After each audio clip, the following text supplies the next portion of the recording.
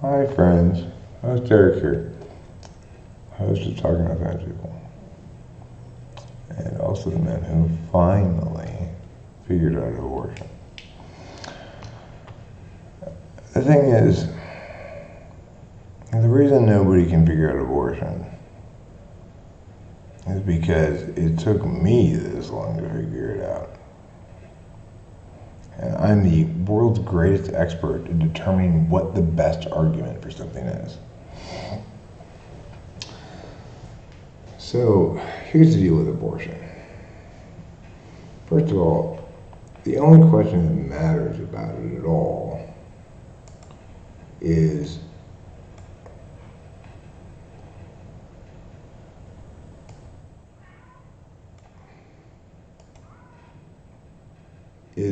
what's the right frame? That's the only question that matters about it at all, okay? It's the only relevant question. And of course, the problem with abortion, and the problem with every other issue, is nobody asks any questions, right? They just make statements about things.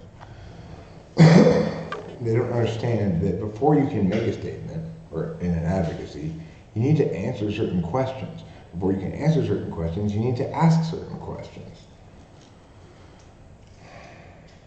You can't determine what the correct advocacy of something is until you know what the correct frame is. Then you can make case level arguments. The problem with abortion is people constantly try to make case level arguments. They try to make frame level arguments as case level arguments, which is an insane way of doing things, but I get it. I understand that to be the world's best at figuring out what the best argument for something is, that means everybody else is going to be worse at it than you are. And that's their way and their prerogative, and it's not my responsibility to be them, right? So, my responsibility is to tell the truth, and that's what I'm going to do right now. Truth that nobody wants to hear, but I will tell you the truth anyway. Because that's my job. So the truth is this. The reason why we cannot answer the abortion question is because there is no correct frame to it, and there can't be. And the reason there cannot possibly be a correct frame to it is because you cannot consent to getting pregnant. You can only consent to sex and want to get pregnant. You can consent or not to whether somebody comes inside of you, but if you don't consent to that, and they do anyway, then that just means you didn't consent to that kind of sex. It doesn't mean you didn't consent to getting pregnant, because you can't consent to getting pregnant, because it's not something you choose, it's something that happens to you. So, because there's no consent involved in pregnancy, there cannot be a correct frame. If it's it can't be a rights frame, because rights frames require informed consent. And it can't be a utilitarian frame, because utilitarianism doesn't work as a frame at all, because impacts don't universalize, and you're trying to justify things with case level arguments when you're using utilitarianism. You can't justify things with case level arguments. You can only justify things with advocacies with the correct framework, right? Then the case level arguments, the impacts, are justifications for why your advocacy is correct under its frame. It can't be any other way than that. So it's just, people who try to use utilitarianism as a frame are trying to do my job for me, basically. They're saying, I don't know anything about debate or arguments or being correct at all, but I'm going to try to do that anyway. And so, stick to your own lane, right? I have no problem with TE people being TE people. I have no problem with people who are not who are not philosopher types, not being philosopher types. I have a problem with people who are working in an area where they know nothing, right? And misinforming and making bad words, using words wrong, It's like, I don't care if you use words wrong, just don't do it about important things. right? That you know nothing about. So the thing is, there's only one thing that we can be absolutely certain about, or two things we can be absolutely certain about regarding abortion. There is not a single person on the planet who should speak about their particular position on it as though it were argumentationally certain, although everybody does. Okay? The second thing we can be absolutely sure of is that Plan B is fine. And the reason Plan B has to be fine, and there's zero possibility of anybody correctly objecting to it, is that regardless of what frame you use, it wins. And I'll explain why. If you use a rights framework, then fine. But speculative entities can't have rights. Only actual entities can. And Plan B involves you prospectively aborting a speculative entity. So you cannot have any impacts on a speculative entity on a rights calculus because speculative entities can't have rights.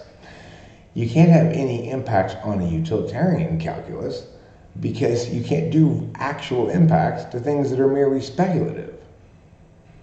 So, as a consequence, Plan B is always okay. In other words, it functionally, intellectually, philosophically, it always turns out that you weren't pregnant.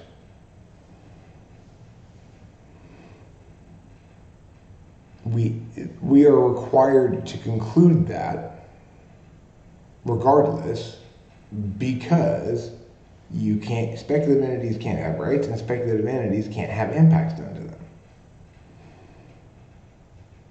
It's not semantics. It's the only thing that matters. See, this is the thing, Boba Fett. Remember, I'm not good at most things, but I am good at one thing: determining what the correct argument for things is. Okay?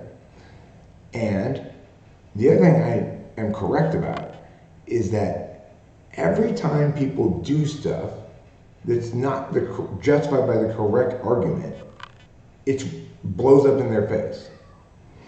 I see it time and time and time and time and time and time again. If you can't actually justify your course of action with good, correct arguments, then you shouldn't be trying to justify it at all, because it's the wrong course of action. It turns out that way every single time. That's how powerful words are and how important they are.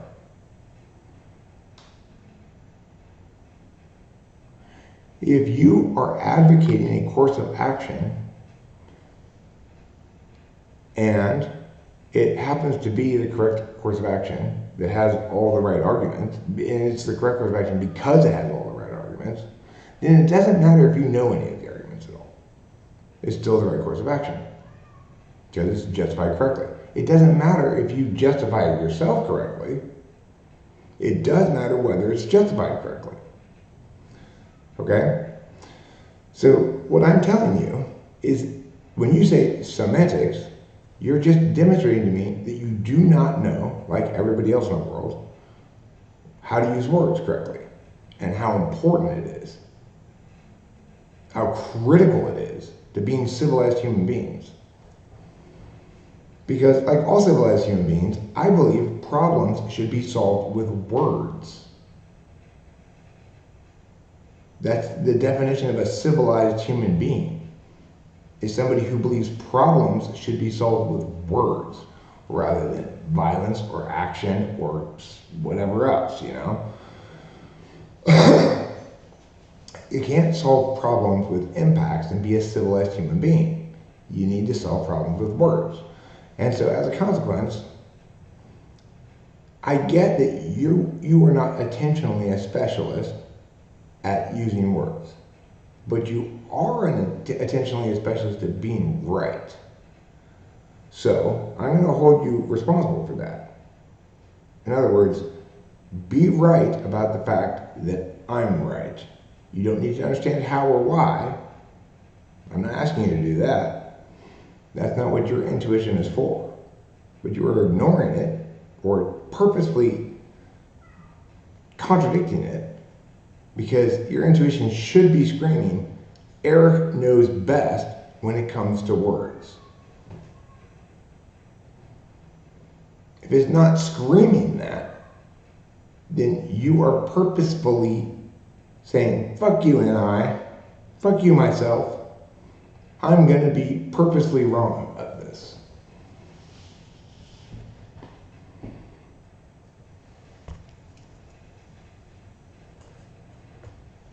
Because the thing is, I don't expect you to understand why I'm right, but you should be able to intuit that I am.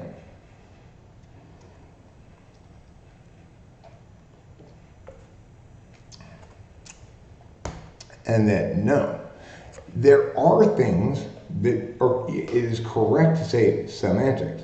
This is not it's not correct to say it to me ever, because I already know every instance when it is just a matter of semantics. You don't even know what the word means.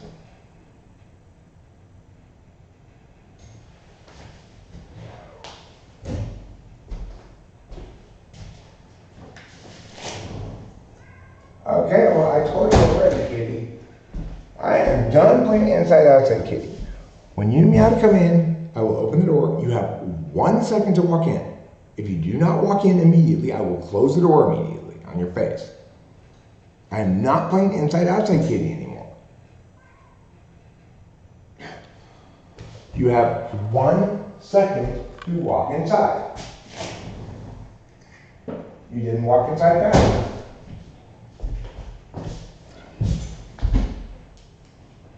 I am so done with cats and their weird door things. Just inside or fucking outside. Pick it. And when you meow to come in and I open the door, you better fucking run inside this house.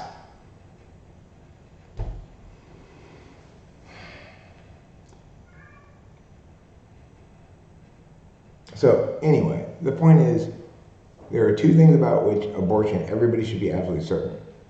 Number one, they should not speak about their position on it as though it were argumentationally certain, because it's impossible. Neither position can be argumentationally certain because of the reason I explained. You can't have a correct frame for the reason I explained, okay? The other thing to be absolutely certain about is that plan B is always okay. And it's not a matter of semantics at all, okay? Those are the things everybody should be certain about regarding abortion. Now, it may not be a truth people want to hear. I get that. But don't tell me it's not the truth or it's not correct. It is the truth and it is correct. And I'm the only person in the world who could possibly do this thing that I just did. To actually figure it out. And instead of appreciating the fact that somebody actually is so good at this that they could figure out what the issue is with abortion, instead of being appreciative of that, of course, the entire world is going to want to shit on me for it. Because it's not a truth they want to hear. But do not tell me it is wrong or not the truth. Say instead, this is a truth I don't want to hear. That would be true. Of course, nobody ever says that. Even though that's the only correct response, right? I'm telling you the truth, you're not listening to me, I'm not getting it, right? It's because you're not telling me the truth. Eric, this is a truth I don't want to hear. That's the truth. You should tell me, then I would understand why you're not listening to me. Instead, of course, I had to figure that out too. Because people don't tell me the truth. They think they're gonna understand something. That's not their fucking job. That's my job. I'm the person who understands things. Everybody else is a fucking half-wit. That's why they keep trying to do my job for me.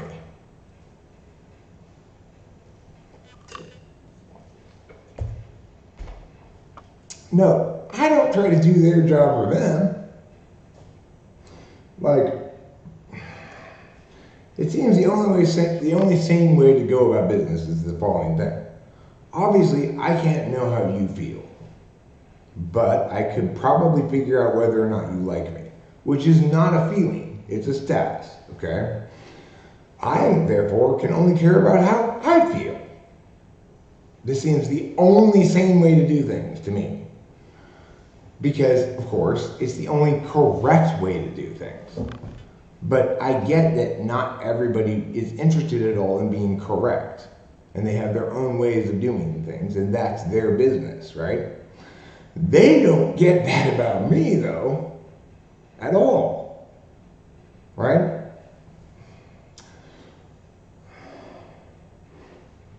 And the thing is, here's another thing. Now is a bad time for me to be using mushrooms.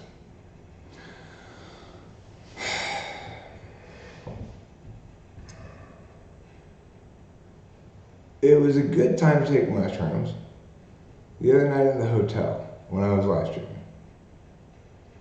Okay? Now, Winston's mom told me the truth. I will return later.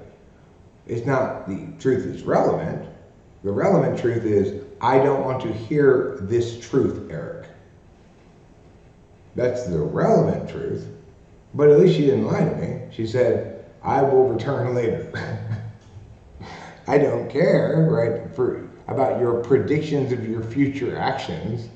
They're not relevant to anything. But at least it's the truth.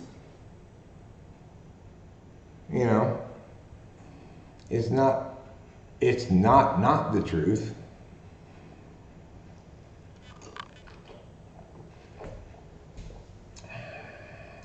I don't expect Winston's mom to understand that the correct thing to say is, I don't want to hear that truth, Eric. I do expect her to not lie to me, right? And she does a great job of that.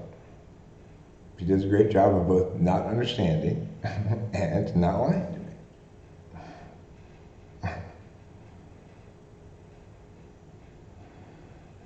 All right, well, it's a terrible time for me to be eating mushrooms unless it's like the other night at the hotel, right? Now, that mushroom trip was bad afterwards when I was reflecting on it, but it was good in the experience. It was bad afterwards but that wasn't my fault. That was the fault of that guy, right? And when I'm on mushrooms, I want to deal with things one way. But when I'm not on mushrooms, I have clarity about how I should deal with things. So, but that one wasn't my fault, because if that guy didn't want to experience that, then he shouldn't have come around and done that shit to me when I'm on mushrooms. Because you get extra mean, take extra delight in beating people up for some reason, and I think it's absolutely the funnest thing in the world to yell at people. But so anyway, that was a good time to eat mushrooms because I was in a hotel. I had nothing to do at all. Everything was there for me that I needed. The worst thing that could have happened was I have to walk to the bathroom to get a tissue, right? Or I have to walk downstairs to get another beer and have another delightful experience with downstairs, you know? But like this morning's decision to eat mushrooms was a terrible decision because number one,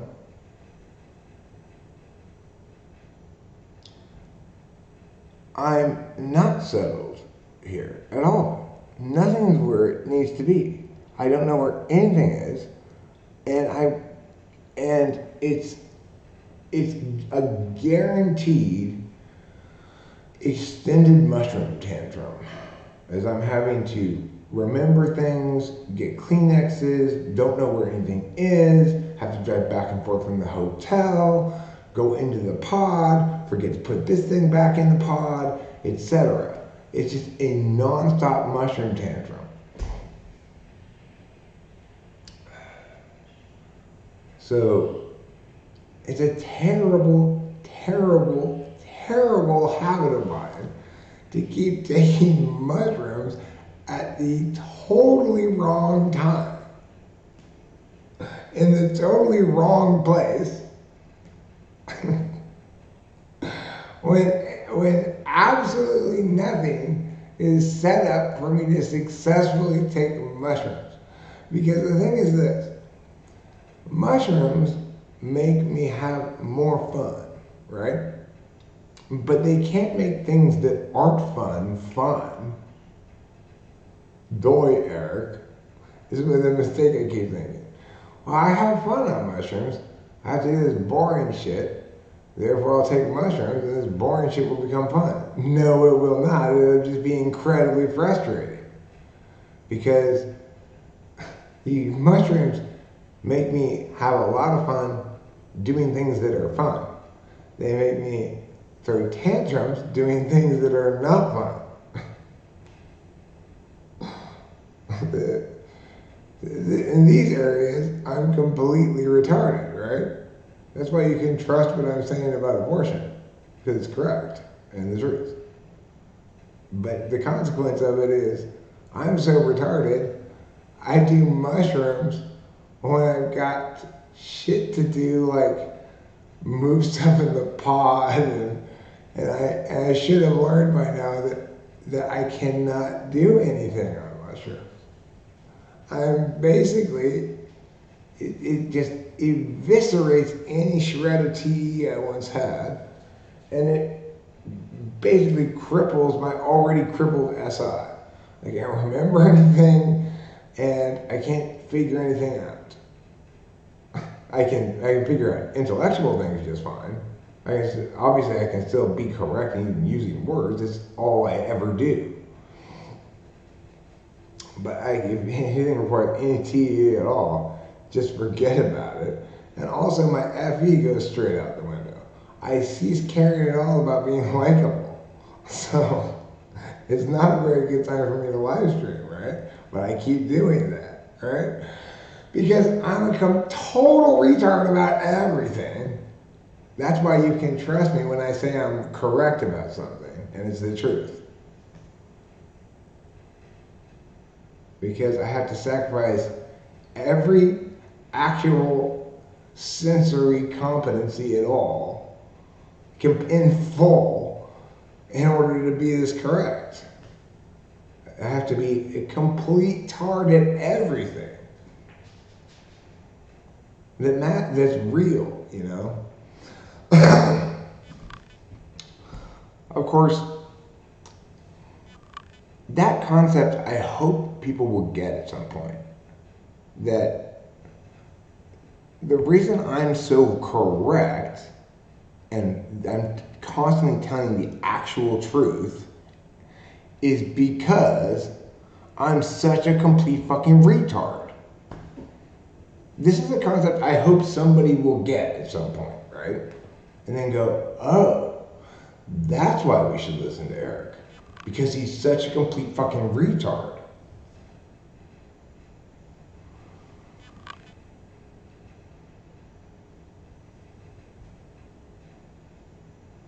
Now, FE is much misunderstood. It's not people-pleasing. But it does involve reading the room and caring about impressions, right? There's no doubt about that. And guess what mushroom makes me not do?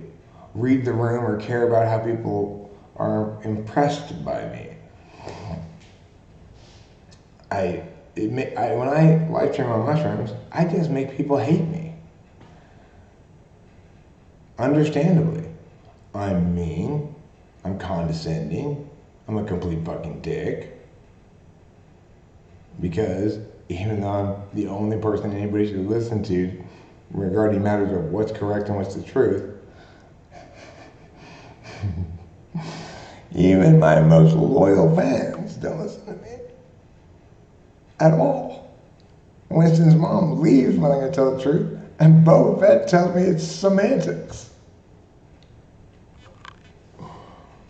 How frustrating is that?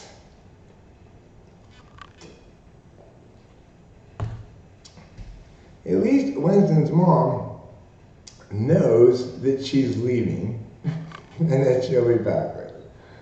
Boba Fett doesn't even know what the word semantics means.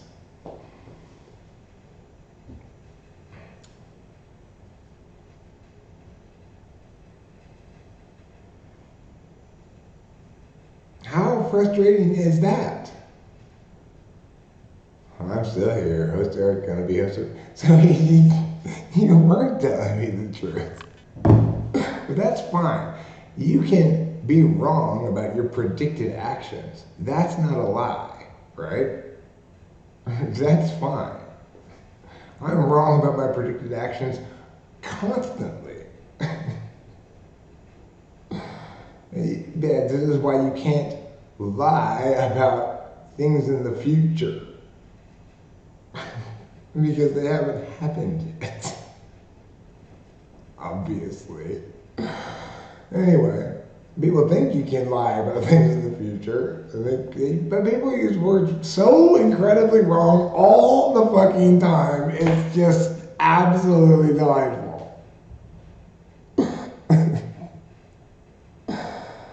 Yeah, and of course,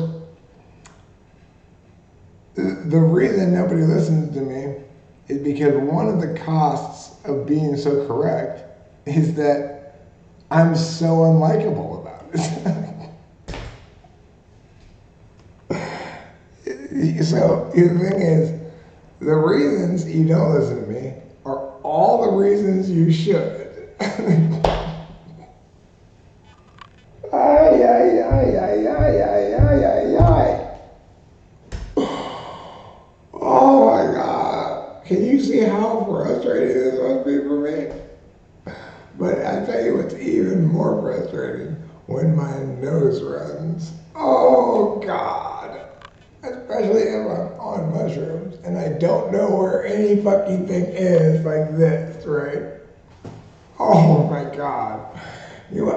Because like a civilized human being, I expect to solve my problems with words, right? What's a problem I keep trying to solve with words that is impossible to solve with words? My nose running. I keep telling it to stop running. I keep saying, I did not consent to this. Stop running.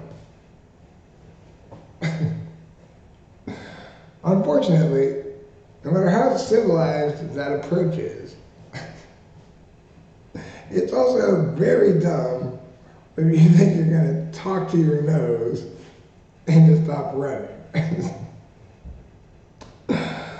And extremely frustrating on mushrooms when my nose will not stop running and I can't find anything to blow it on because I'm a retard. I'm like, oh no!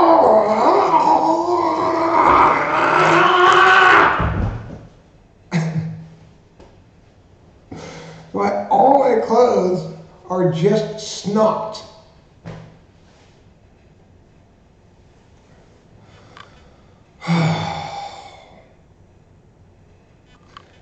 The good news is this. Our favorite bartender was not very nice to me last night. Just like didn't go out of her way to be friendly to me. And so, which was fantastic of her, because it reminded me of the truth that these are the kind of truths I keep forgetting. I fucking hate this! I hate being at that hotel, even though I love that hotel. I hate driving back and forth from the house to the hotel, even though I love my cats. I hate the fact that I'm not in Mariposa, even though I like that hotel. I hate the fact that I'm in the hotel, even though I like that bartender. These are the kind of things that I can't even have any be trusted about at all, right? You can't trust me at all about any of that shit. The thing is this, I seem to be the only person in the world who will tell people the truth about what you can trust me about. Who knows what they know and what they don't know. I seem to be the only person in the world who knows what they know and what they don't know. It's crazy. It's insane. It's unbelievable the world even, it's unbelievable we have civilization. Because as far as I can tell, I might be the only person in all of human history who knows what he knows and what he doesn't know. It's shocking how nobody knows what they know and what they don't know. And everybody's continually proving that point to me.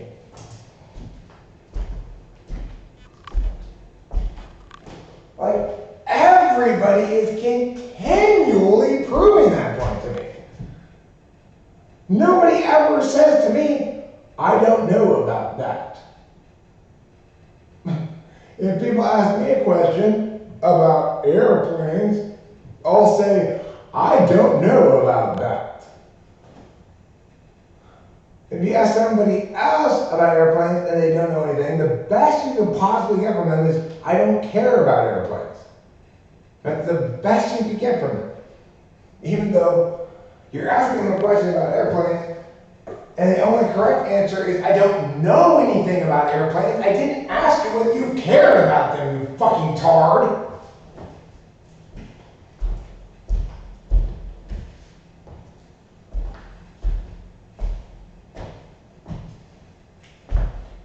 Like, just answer the question I asked. Instead of doing something else, anything but, right? Anything but answer a question that Eric actually asked. I don't know so that I can understand what Eric wants. Oh, because I'm so fucking retarded.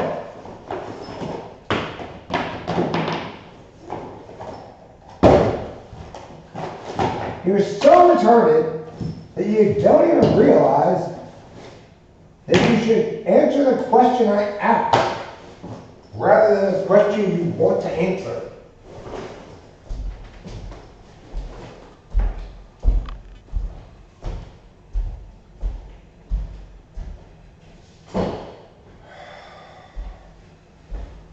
I mean, I get it.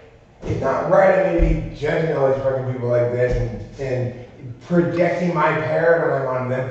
The problem is I'm the only one who gets that. And they keep doing it constantly. And of course, I can't find my fucking cigarettes because I'm on mushrooms. Like,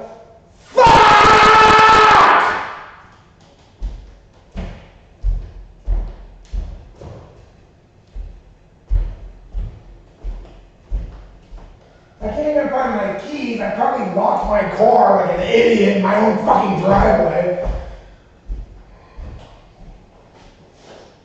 And left my cigarettes in the car for some reason. Like, how fucking retarded can I possibly be?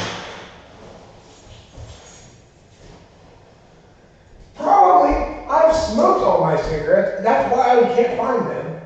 But I'm going to go look in the car to see if irrationally I left them in the car, even though I smoked one on the front step between. I have no idea what's going on with my cigarettes, right?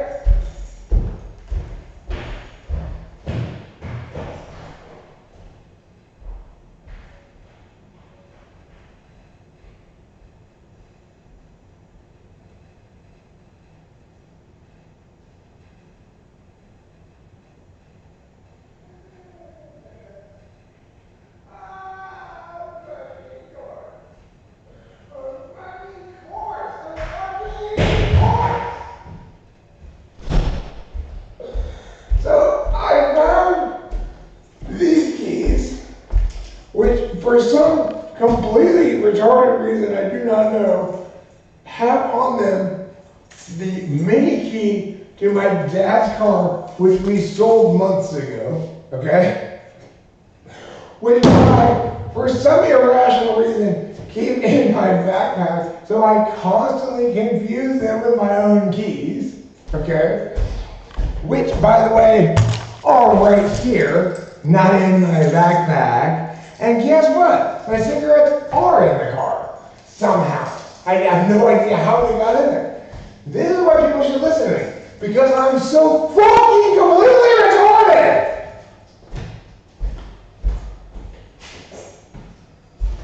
I have to give up every single actual competency to be correct.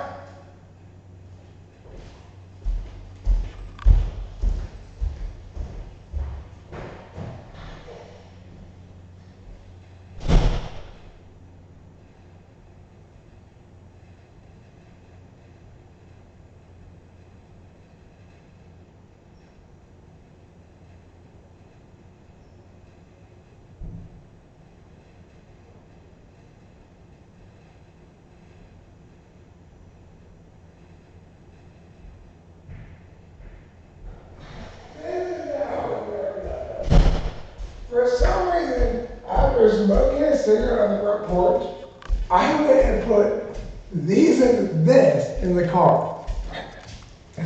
A cigarette box with one cigarette in it, and lost the car. And then came back in here and have absolutely zero recollection of doing so, or any explanation for why I could possibly have, what could I possibly have been thinking to lock my last cigarette in the car for no reason. I have no idea what the fuck I could possibly have been thinking. The answer is, I wasn't thinking about it at all. I was thinking about things that matter, like what's correct and what's true, you know? Not where I fucking put my cigarettes. They should be in my fucking pocket all the time.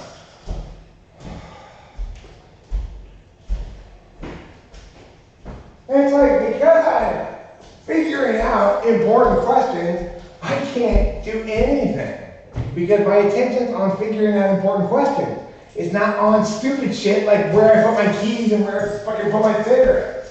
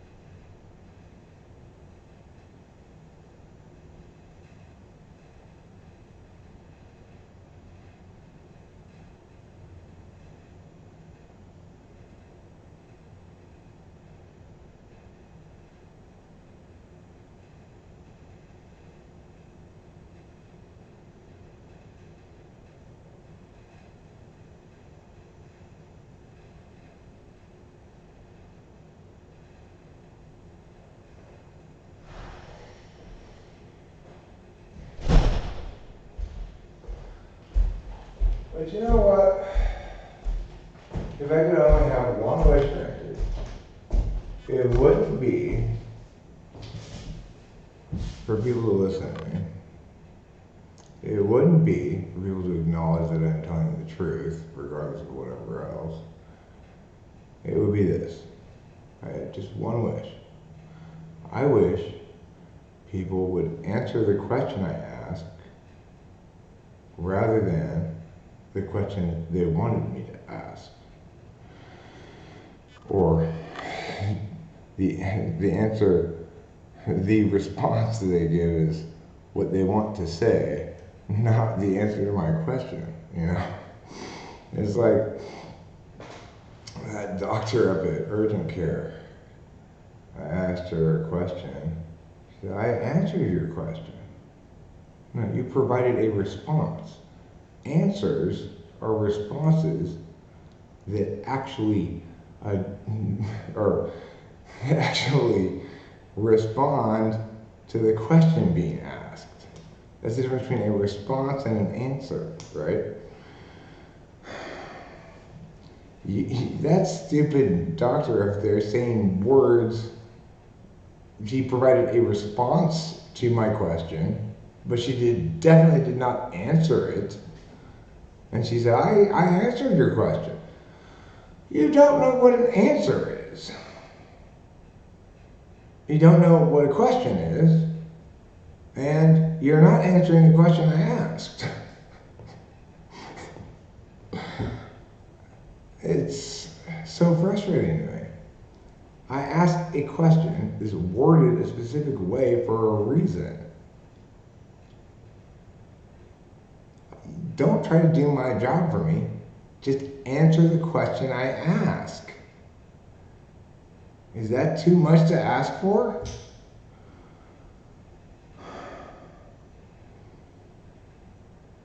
Instead of responding all the time.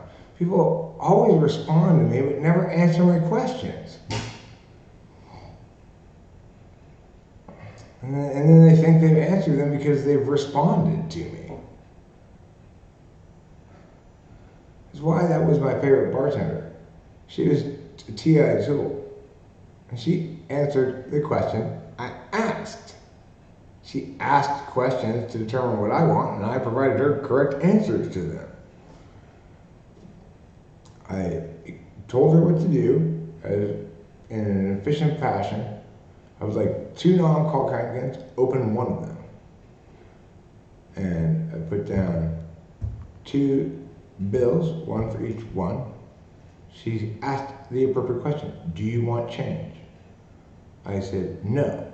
I would like to give you these 2 things and take these 2 things. She said, great, thanks. I said, goodbye. That's how sane people interact. That's how sane people interact. They ask and answer each other's questions. They ask questions and they answer questions. I mean, how else are you going to know anything? You're not. You can only possibly intuit things. That's not the same thing as knowing, okay?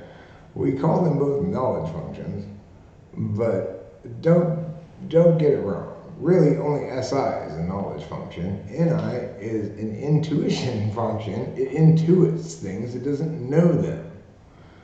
Intuitive, NI noms think they know what they intuit, but that's because they don't know how to use words.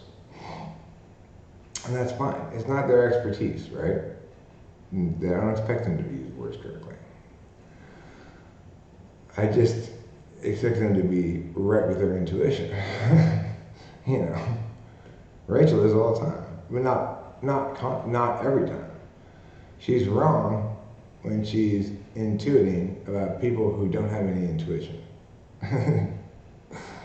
I'm right about that because I'm SI instead of NI, you know. So, like, when she intuited that because these people wanted to take their dishes they might want to take their TV too. She was wildly wrong. Of course, she called David, our real estate agent, instead of me. I said, well, if you really want to ask that question, call David. You know, it's ridiculous to ask because obviously, if these people feel the need to ask if they can take their own dishes, they'd also feel the need to ask if they can take their TVs. And if they feel the need to ask if they can take their own dishes, they're obviously leaving the TVs. But NI goes, well, I'm witnessing an instance of these people asking to take stuff and creates a pattern for them. And they go, well, intuitively, then they're going to ask to take other stuff. No, they're not. Intuitively, correctly, what one correctly intuits about that is that if they were going to ask to take the TVs, they would have asked at the same time as they asked to take the dishes, because they don't ask twice. Meanwhile, David, who's got fourth slot NI, is respectful of what he recognizes as Rachel's superior NI. So when she asks him, he goes, oh gosh, I don't know about that actually. I better contact him. But my explanation was right the whole time, right? Of course they're leaving the TVs.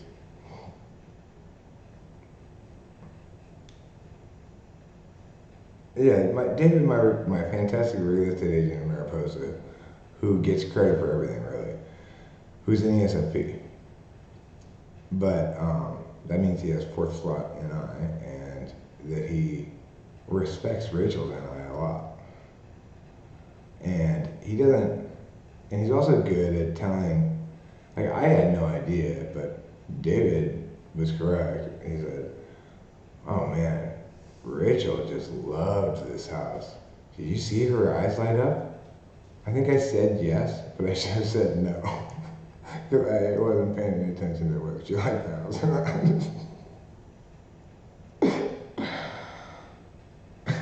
You know, I was paying attention to what and whether I liked things about the house. And my thing about Rachel is, like, afterwards I go, oh, I should remember. Don't care about what you care about, or care about what Rachel cares about, because she's so much more right about what to care about than you are. You should never be caring about, be looking to what you care about to think that you're gonna be right about what to want. You're never gonna be right about that by yourself. You need Rachel to do that. But of course, I'm me, so I'm so self-absorbed. I just go, I don't pay any attention to her at all. I'm like,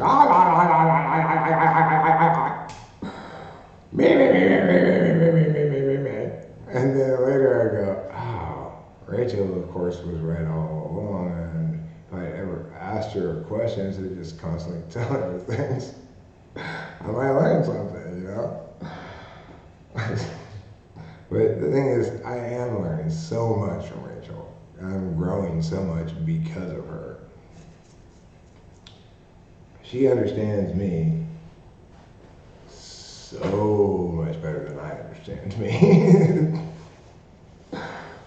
And I understand her so much better than she understands her. That's the beautiful part of this supposedly mirage relationship, you know. And Kiersey was right about us. We are the golden pair. Kiersey was wrong about thinking he could say things about stuff he knew nothing about, of course. But even blind squirrels are right twice a day.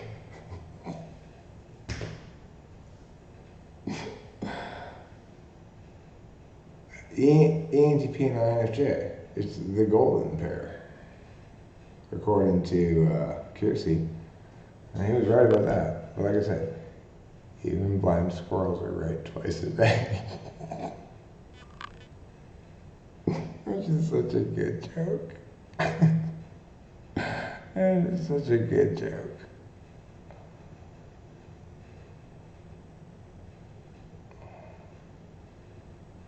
Oh, I mean, the problem with Rachel looking so phenomenal is actually that people think I'm a cradle robber. They actually do. They're going about our business, even though I'm not.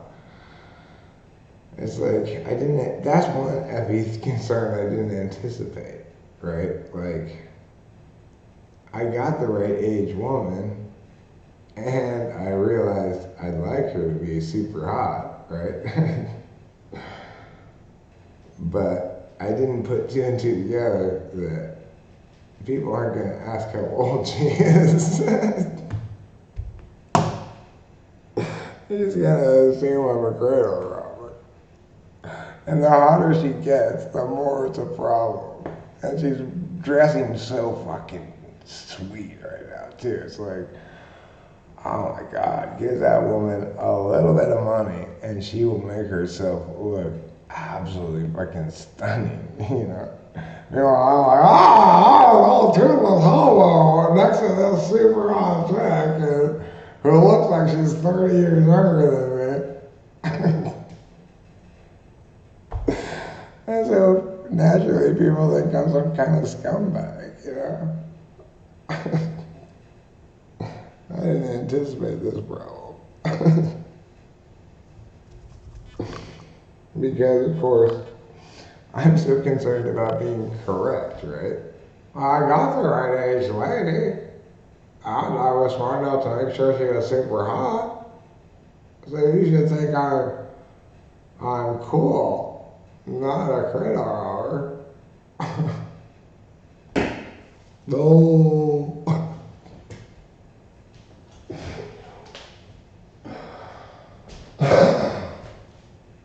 People don't think you're cool when you made the right decision there. People don't think you're cool because you're correct. People don't think you're cool at all.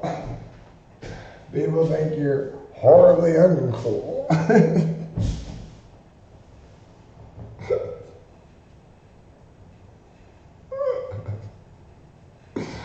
I keep trying to make people think I'm cool, and the wrong way. That's opposite of making people think I'm cool. That's making people think they should hate me. And proving them right over and over again. Ay, ay, ay.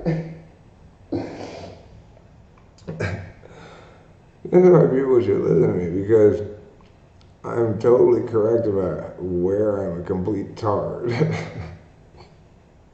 Where you should not listen to me. Therefore, of course, one of the problems is this. Because I don't talk about things that I don't know about, people think I'm a pedant.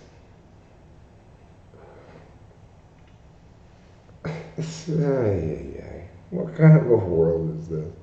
It'll all be fine though. Once I'm out of this horrible flex state where where it like turns up everything I'm retarded at times 10 and is constantly frustrating me. And I am so stupid about that I forget that I'm constantly being frustrated and think I'm trying to have fun at a hotel. What I'm trying to do is get the fuck out of here as soon as possible. Now, I will forget that 15 minutes from now, probably, or an hour from now. Because that's one thing you should not listen to me about. What Eric wants. He doesn't know very well what he wants. He required a nice bartender to ignore him to remind him how much he fucking hates this.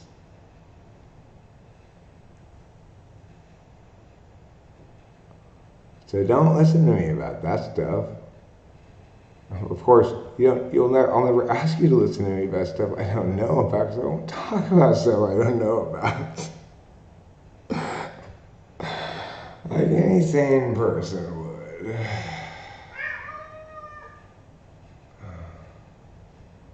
It's like, when I tell you I'm correct about something, it's because it's my field of expertise. Don't think I'm retarded like everybody else is retarded. I'm retarded like I'm retarded.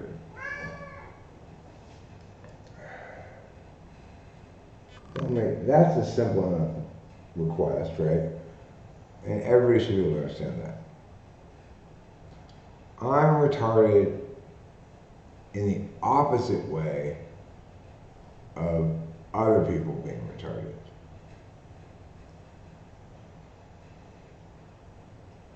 I'm not less retarded than them. If anything, I'm vastly more retarded than them.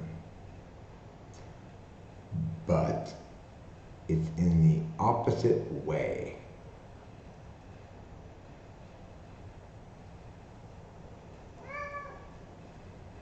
Everybody should be able to understand that concept. Even idiots should be able to understand that concept. That I'm retarded more, but in the opposite way.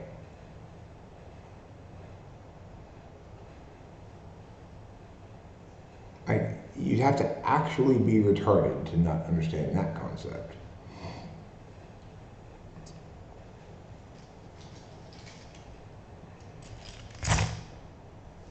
Oh, of course. Of course. I was about to go smoke a cigarette, having completely forgotten, of course, that I just smoked my last cigarette and failed to throw the empty box of cigarettes into a trash can that was 5 feet away.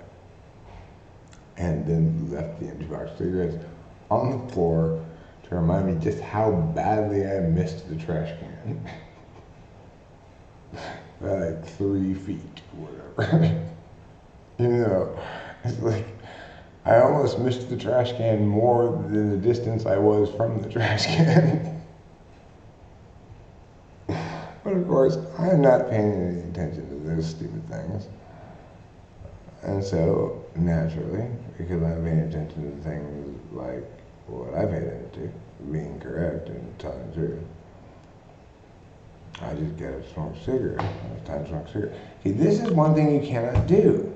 You need to understand that. I know you want to be part of everything. You may not stand between me and the fucking TV.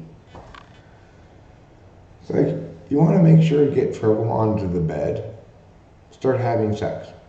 And he wants to get just right up in our faces, and he wants to be part of it too. He wants to start fucking Rachel too. You know, it's like,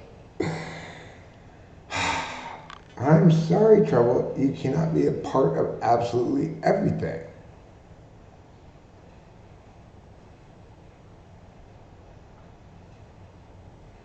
No, it doesn't fill in your gaps. That's, well, you know, you're right, actually. It does fill in your gaps.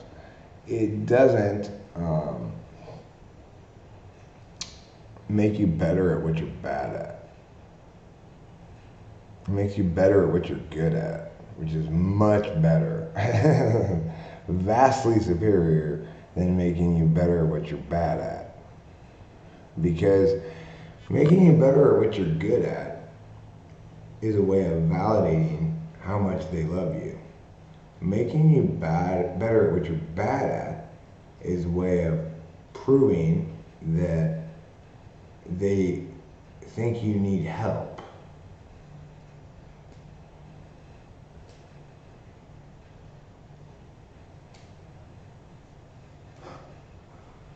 Well, I can look like we're and scream all I want, that's fine. Fortunately, I don't think like Roman Supreme. Because then I'd be deeply, deeply, deeply ashamed of myself. Of course, if I did think like Roman Supreme, I'd be proud of myself for being a retard.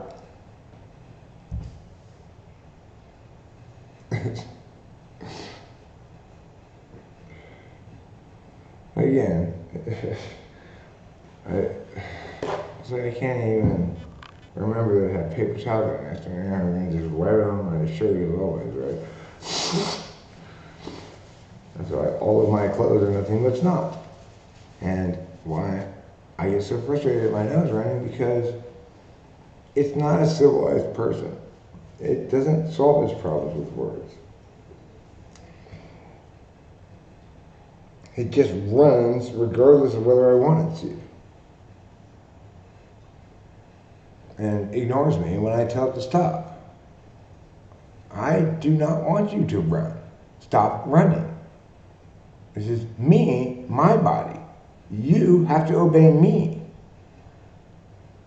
It won't. It won't even listen to me at all.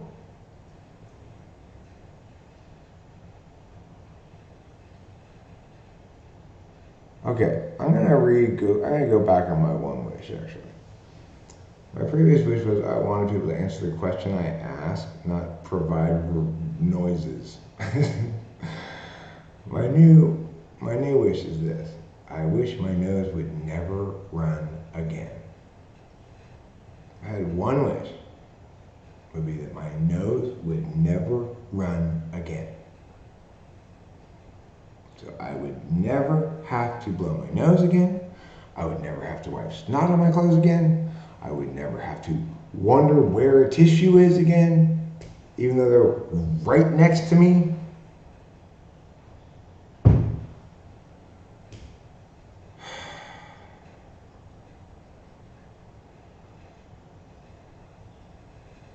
No, but that's the thing, Carlos Paella, is pregnancy is not a natural consequence of intercourse. Some people want it to happen. Some people don't want it to happen. None of them can say whether it will. It's not a natural consequence of sex at all. In fact, almost every single time people have sex, nobody gets pregnant. Even unprotected sex. Rachel and I are not on any kind of birth control. She's never gotten pregnant. Of course, I pull out like a sane person would, but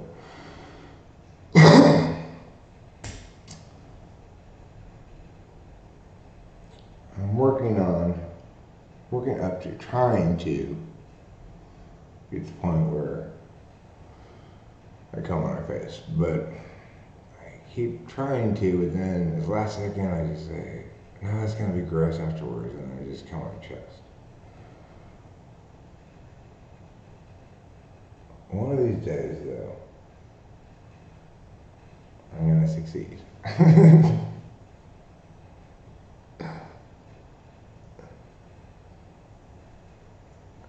Why don't I get snipped? Because plan B, which I've already established, is always correct. Why would I want to get anything done to me at all? I don't want anything done to my body. Certainly not a vasectomy, which sounds fucking so. I know people have gotten them. I know one guy, Johnny, across the street from me, or across the lawn from me in my old Temple City house. Oh my God. The recovery from that, it takes about a week, is absolutely fucking torture. He had bags of frozen peas just so he could, and taking all these fucking pain medications, and we're just like, ah! No thanks. I'll pass. Johnny had, at that point, 3 kids. I have 1, and a clear plan that if Rachel does get pregnant, because we're probably not going to use plan B, she will get an abortion. Note, of course, I'm correct in telling the truth.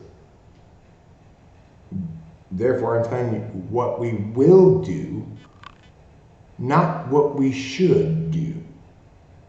Those are separate questions.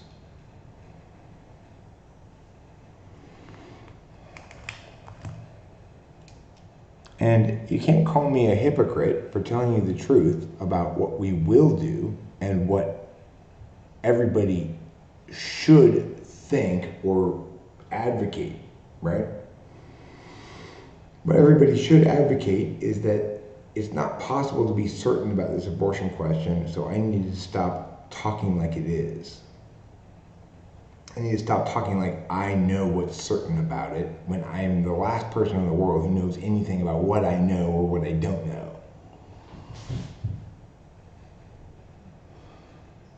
So it's like I've already answered all the important questions about abortion.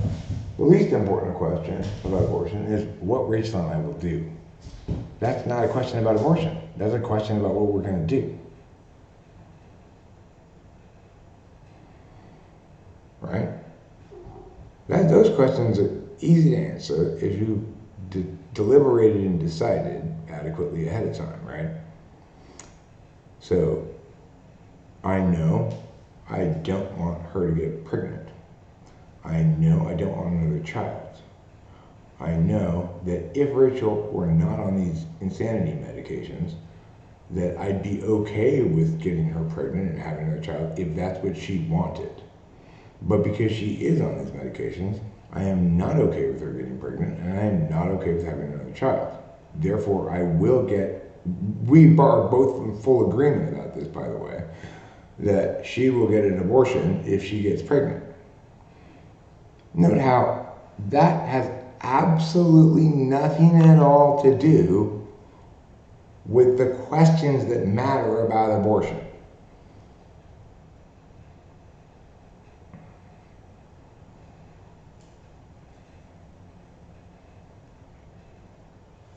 Do you see how easy it is when you separate the questions properly? What will we do? Meow. What should people's positions on abortion be? Uncertainty, except about these two things. That's how people, if they were to use words correctly, they would do this. Those are completely separate questions.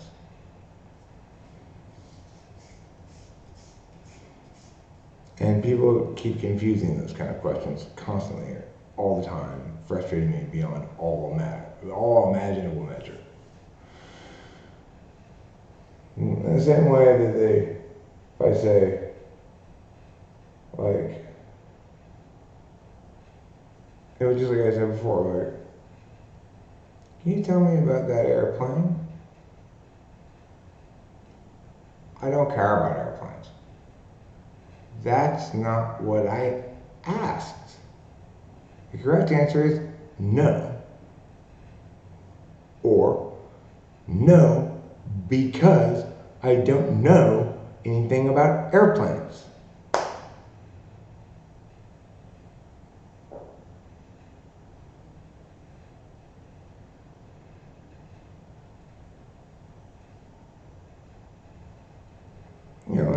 Another example I like to use lately is following. If you ask people whether Rachel gives good or bad advice, everybody will answer the question with one of those two things. Even though the correct answer is she doesn't give advice. How frustrating is that?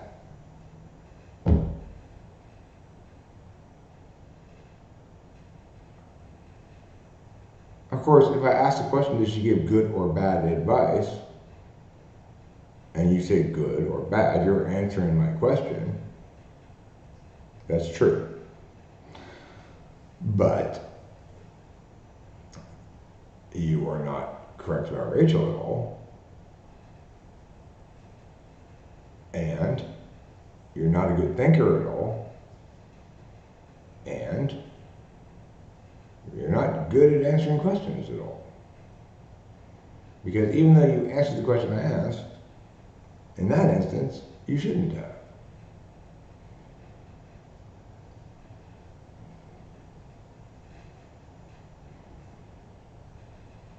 And because the question I asked was a bad question. I asked it purposely bad for a reason, of course, because I don't ask bad questions accidentally. But that's the whole point, right? It's like people are bad at asking questions, they're bad at answering questions, they're bad at knowing what questions are, they're bad at knowing what answers are, they're bad at knowing what responses are, they're bad at distinguishing between responses and answers, they're bad at understanding framework versus case level stuff, they're constantly using frame arguments as case level arguments, they're constantly using case level arguments as frame level arguments. They don't know anything about any of this stuff, and they talk about it all the time anyway.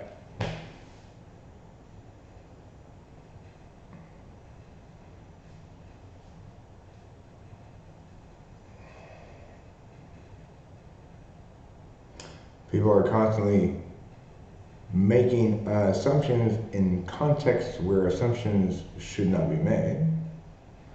And then they're constantly making the wrong assumption regardless. It's just irrelevant at that point. It's a moot question as to whether they're making the right assumption, because remember, the frame's on top. This is not an appropriate context for you to be making an assumption. So it doesn't matter if the assumption you're making is correct or not, right? But sure enough, not only do they make an assumption in the wrong context, but they also make the wrong assumption. And then I just throw a fucking little fit at some point, right? It builds up and builds up and builds up until I fucking tear somebody's head off, because it's like, you can imagine how incredibly frustrating that is for me, right? I'm going about my business, trying to do my job, and idiots keep trying to assume they can know what I care about, even though that's the wrong place to make an assumption and the wrong assumption to make, because they're consistently wrong about what I care about. I don't care about money. I know, it's shocking to encounter anybody like that. I didn't care about money when I was flat broke, and I don't care about money when I'm rich. And you keep assuming that's my primary motivation, right? And that's why, even if I tell you, which I don't, of course, because it's not your concern. Why would I tell you, right? Even if I tell you that my priority is transparency and you won't believe me. You'll still think my priority must be money. Because, again, you picked the wrong place to make an assumption, and you made the wrong assumption. That's not a context where you should be making any assumptions. You shouldn't be assuming you know what other people prioritize.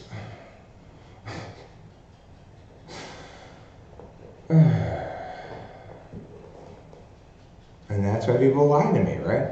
Because it never occurs to them to ask me, what do you prioritize? I'm not going to tell them that, because obviously that's not their concern, that's my concern. You know? I don't mind telling them. It's not their business, but it's fine for me to make it their business if they want to know. You know, and I'm perfectly fine with sharing whatever with them, so even though it's not their business, that doesn't bother me. I'm happy to tell them what I prioritize if they ask me. But I'm not going to make the wrong assumption.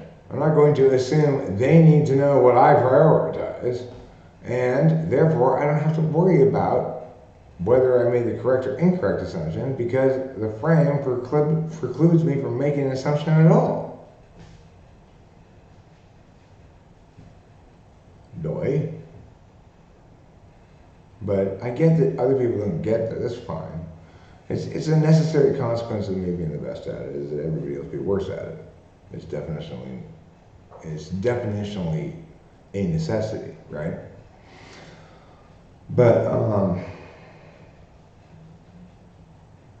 but nevertheless, you can get how frustrating it is to try to go about life like a civilized human being and be continually discovering that you're practically the only one. Remember, civilized human beings solve problems with words. Not anything else. Okay? Once the problem's been solved with words, then we can tell idiots to figure out how to do what they're going to do, right? We solve problems with words. Then we tell people what to do.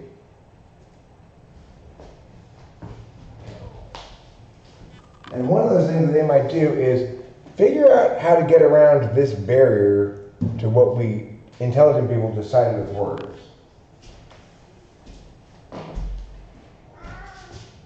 You know, that's the proper way to do things. Civilized people work like this.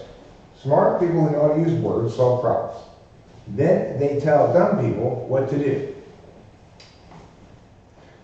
Smart people who solve problems with words are not good at figuring out how to get around barriers to their conclusions. So that's why there's TE. We tell TE people, can you figure this out? Because we're not good at that. We're only good at knowing what's correct and what we should do.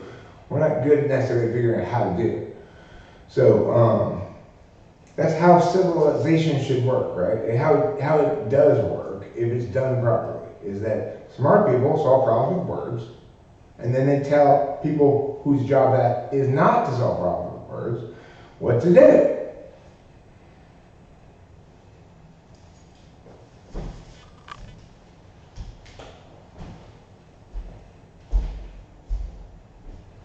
I mean, I'm just, frankly, I'm absolutely stunned that we have civilization. I'm absolutely stunned that America exists and that all this, like, reasonably intelligent stuff actually happens. Because there aren't any people, as far as I can tell, who are competent to make any decisions at all, making any decisions. I don't know how it somehow worked out at all. I'm surprised. It's just like, it's intuitively, it makes no sense, right? Like, we should all be dead and in caves and whatever. Because, after all, the one thing that humanity is really good at is trying to do other people's jobs for them and not listening to smart people. Right? Humans are incredibly good at not listening to the people they should listen to. It's like our number one expertise, besides not knowing what we know and what we don't know. The thing is, this is how we heard of it. I still haven't gotten cigarettes.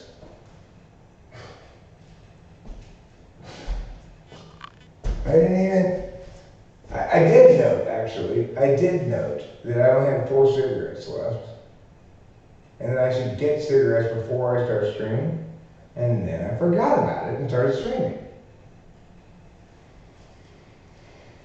Because naturally, I was thinking about the important questions that needed to be answered, right? Like, why can't I figure out what the correct argument to abortion is? Which is that's the most significant question everybody should be asking is, how come Eric can't figure this out? Because I get that it's not my job to figure this out, I'm not capable of figuring this out. I get that nobody else is, but why can't Eric figure this out? Well, I did figure it out. And I told you everything you need to know.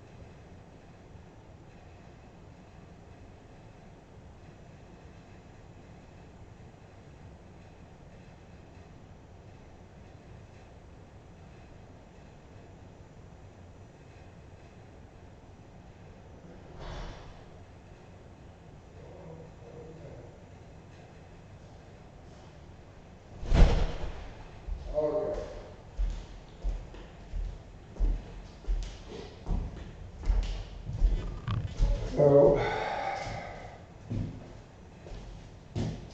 of course.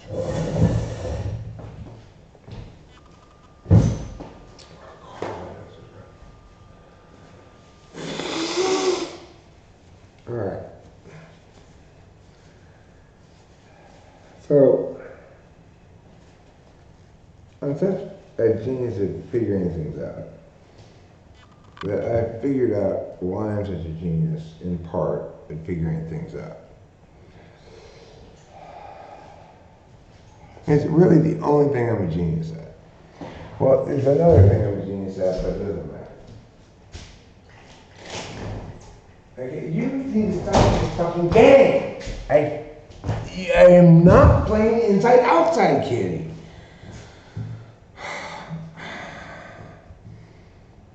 You decide to be inside or decide to be outside.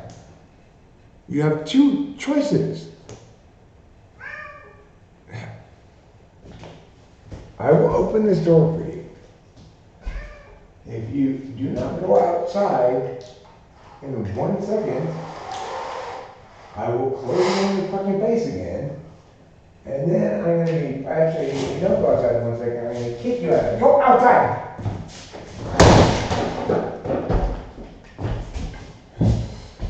God. Now he's gonna meow to come right back inside because it's raining outside. But I'm not gonna let him inside. He can fucking sit out there in the rain for this bullshit.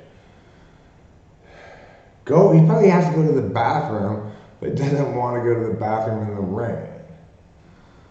Too fucking bad. Go to the bathroom in the rain.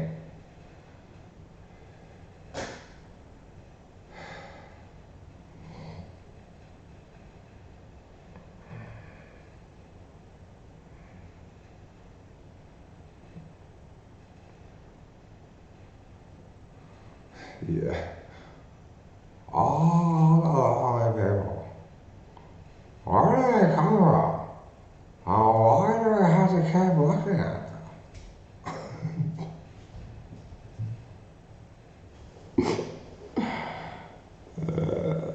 That's those lyrics I always make me remember this.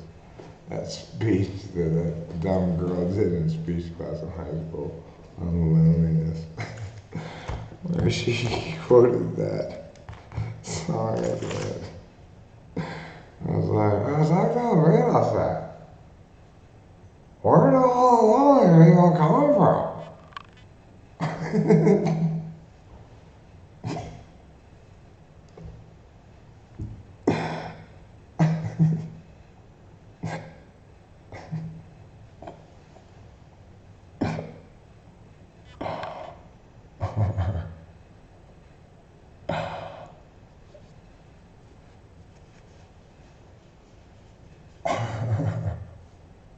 Anyway, I figured out why I'm so good at figuring it out, in part. And I've got a great example to explain it. So, one, you cannot be a genius at figuring things out with just this, but you can't be a genius at figuring things out without this.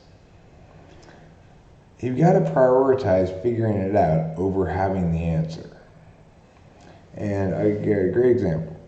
And the thing is, even though I'm a complete genius at figuring things out, I'm mostly surprised at how long it takes me to figure things out that have simple answers. Like, I've been at that hotel somewhere. I've been standing out there smoking by what I now call the tower ashtray. And because it refuses to have its name on it, like it should. Like, everything should be labeled with its name. I occasionally encounter things in the world that I don't know what they're called. And then I have to refer to it as, you know that thing down there? It's like an ashtray, it's super tall. I hate that. So just label everything with its name. Anyway.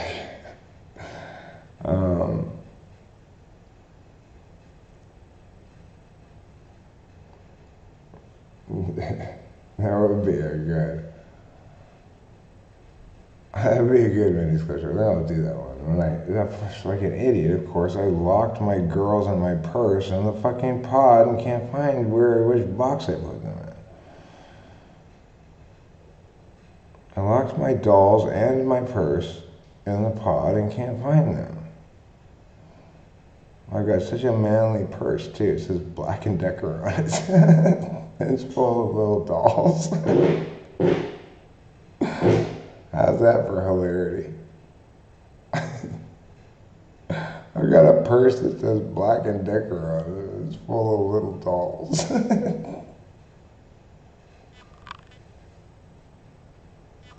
Fantastic. Anyway, so, it was raining a lot, and these planters that are near the tower ashtray, they've got these succulents in them, and they're all sitting in standing water. And my concern, of course, was this. Why do they have planters with no drainage? Now, the thing is, if I wanted an answer to that question, I would have asked the hotel. Because although I can't trust anybody to know what questions and answers are, let alone answer the question I asked, that's a simple enough one that I can trust their answer, probably. Why do your planters have no drainage? I guarantee you the answer would have been, we subcontract that out to landscapers. Which of course would not have been the answer to the question I asked, but anyway. I found that out eventually but the thing is, I didn't prioritize having an answer. I prioritized figuring it out because that's what I wanted to do.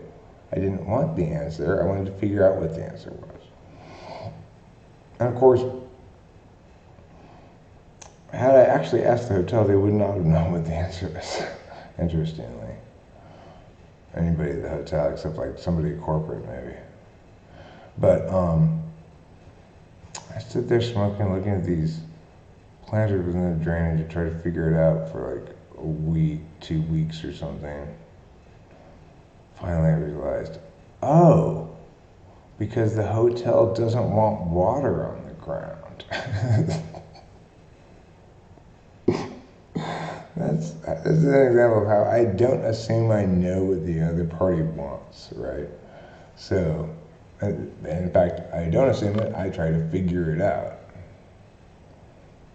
And I won't conclude I have figured it out until I actually have. So then, after I figured it out, why the hotel has planters with no drainage,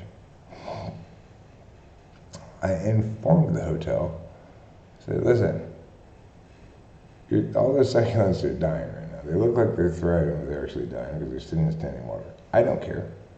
I don't expect you to care. But I don't know if you care, so I thought I'd inform you. In case you do. You being the hotel, not you personally. Of course, I had to explain all of that to them. Then she said, oh, okay, I'll inform the subcontracting land company, or landscaping company.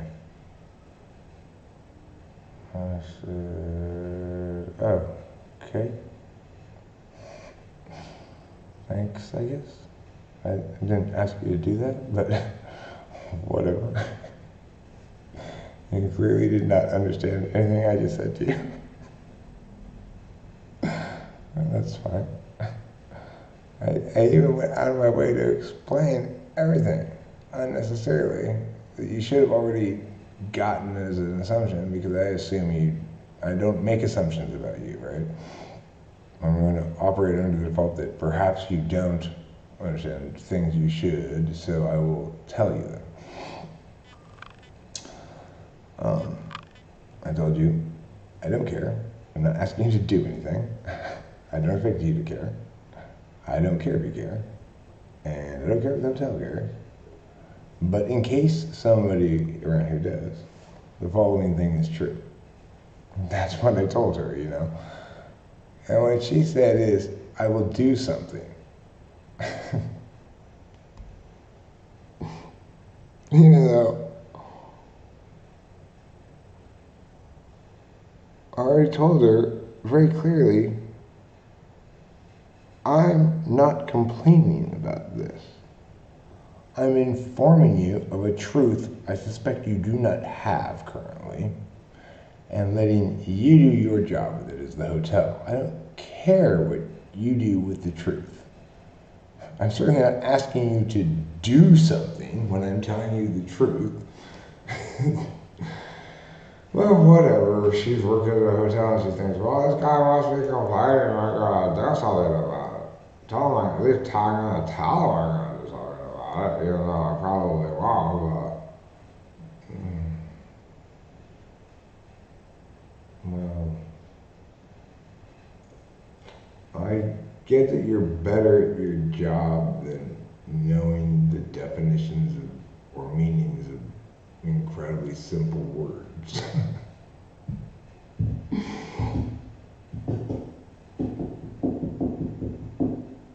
guess it's, and of course, if she did inform the landscaping company, nobody's done anything about it. This was like a week ago, you know? There's no sign of any landscaping companies siphoning the water out of those things. I've considered siphoning the water out of them myself, just as sort of a easy good karma thing, you know, like easy to do good karma thing. But then I remembered, oh, the hotel doesn't want water on the ground. That's why they have flutters with no drainage. And there's no way for me to siphon water out of those flutters without getting it on the ground. Actually, today's a great day to siphon the water out of the containers because it's raining. So now I can siphon the water out of the containers and get water on the ground, and there's already water on the ground, so it doesn't matter.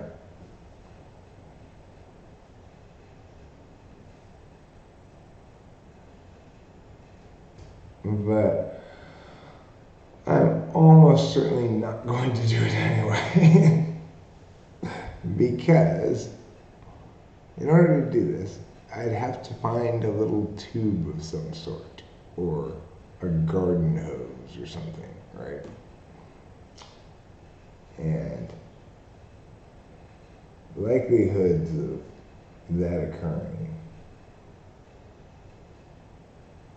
well,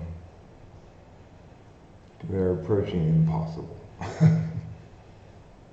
Just like, I get that it's almost impossible that I be the single most genius person in the entire world at figuring things out. But to say that something is almost impossible is to say that it's possible. So I can't negate that claim with the fact that it's impossible.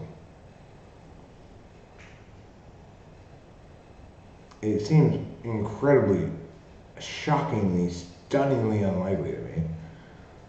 But as far as I can tell, granted I don't spend a lot of time listening to other people on purpose anymore in my life because I've got 50 years of experience explaining to me that you started off thinking other people had answers for you. You realize quickly they don't. And you've been trying to figure it out ever since.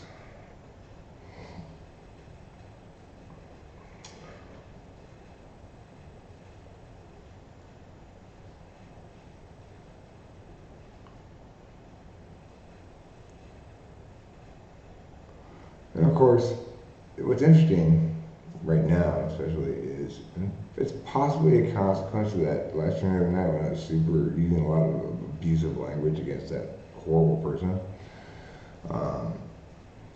But it doesn't really matter what it's a consequence of. But regardless, it's interesting how the more correct I get, the fewer views I get.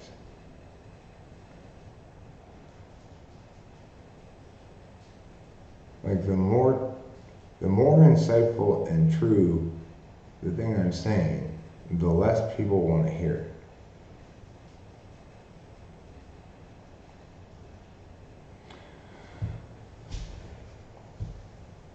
And so, as I've, in the last couple of years, finally reached this finish line, it's taken me 40-some years, because I spent the first 10 years trying to, like, he kept expecting people to have answers for my questions. I was around 10 years old, I realized my dad's told me everything he can possibly tell me about philosophy, and he can't answer any of the important questions. And I've been around 10 years old. Because, you know, my wonderful father introduced me to all these philosophical concepts at a very young age.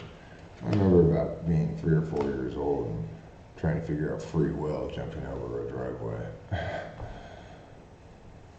And I've been trying to figure it out that long.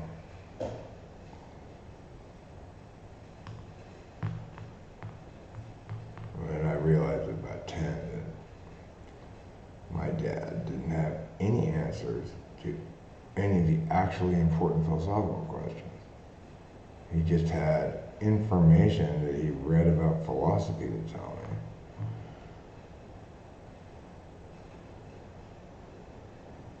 I mean, there is no good alternative framework in actuality for most questions that matter.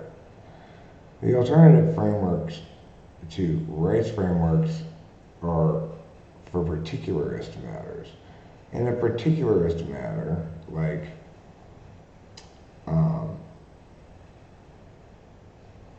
I have a headache. The correct framework is prescriptive. How do I solve that problem? For matters of public policy, rights is always the meta frame, and util should never be the frame, and impacts are always how we should calculate. So that's our public policy. Utilitarianism cannot possibly be a framework because it's not a normative calculus. You can't be a normative calculus because you can't normatively calculate things that are merely predicted impacts. But, you know, people don't get that, and I get that they don't get that, and that's fine. I don't expect them to understand all that stuff.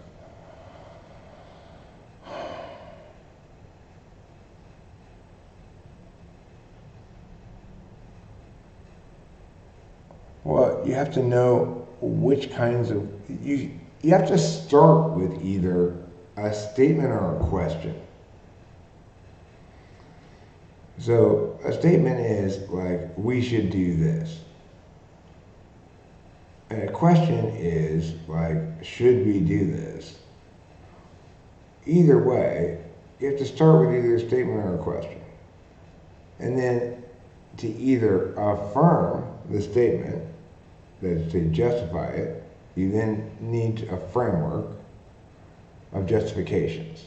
So the correct framework of justifying whether or not something, whether or not we should even consider your statement is rights.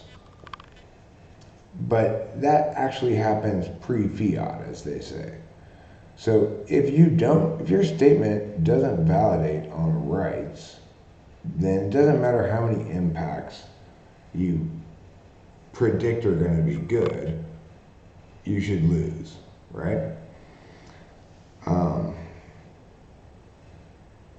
And it's never a good idea for us to say, let's ignore the first question, whether something's legitimate, in order to answer the second question, whether it's beneficial.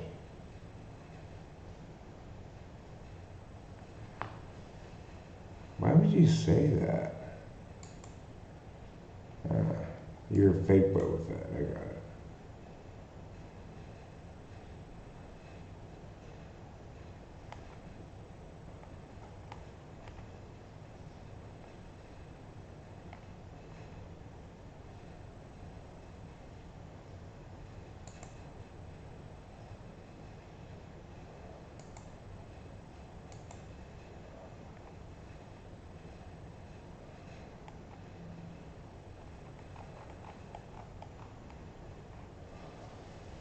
Huh. This is confusing to me.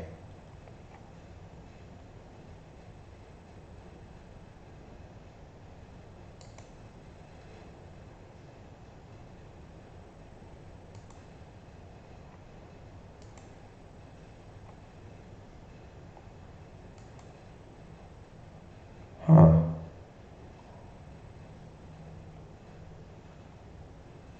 Super confusing to me, actually, what's going on here.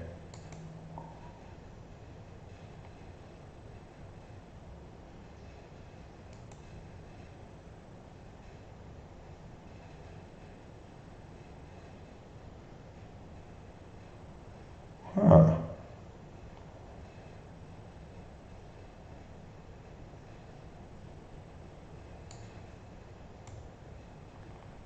I don't know what to make of that at all, actually. Because it appears to be the real Boba Fett. But I don't know why in the world he would say those clearly trolly things. Those horrible things. Obviously, I'm going to remove all of this shit. But I'm going to remove. Huh.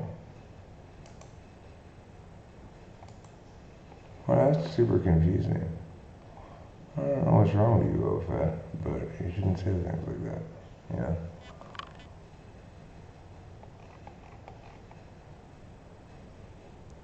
Oh, you're drunk. Okay. Yeah, that helps explain it. Okay. Now I get it. Now I'm less confused. You're drunk.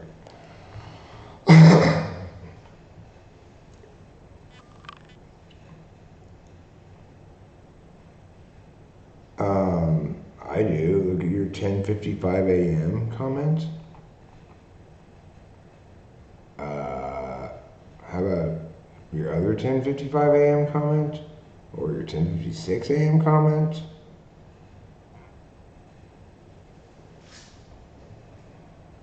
I mean, those are not acceptable things to say.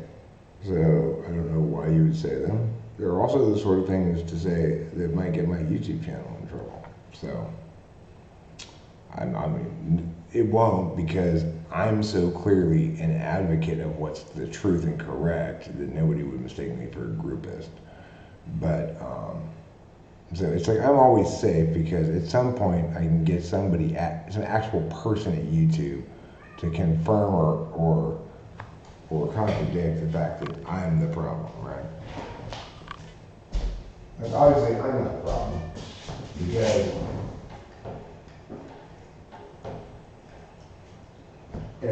when it comes to discourse, I'm like the only person who's not the problem.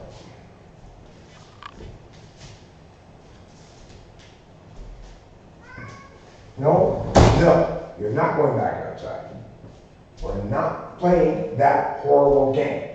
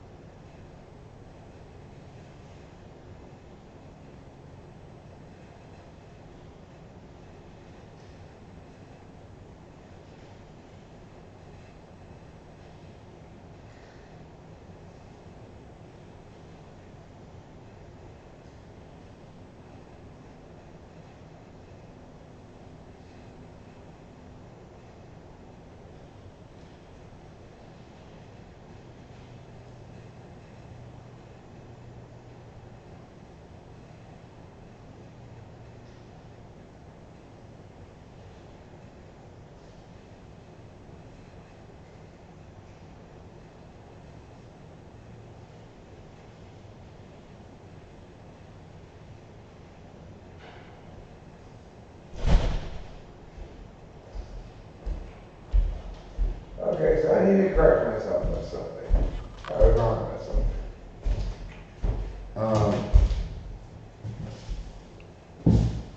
The hotel lady did the correct thing that day, and I figured out why.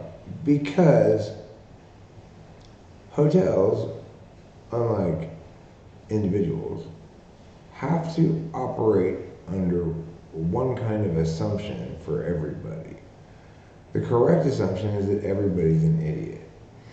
And they have to treat everybody the same, and that's the correct assumption.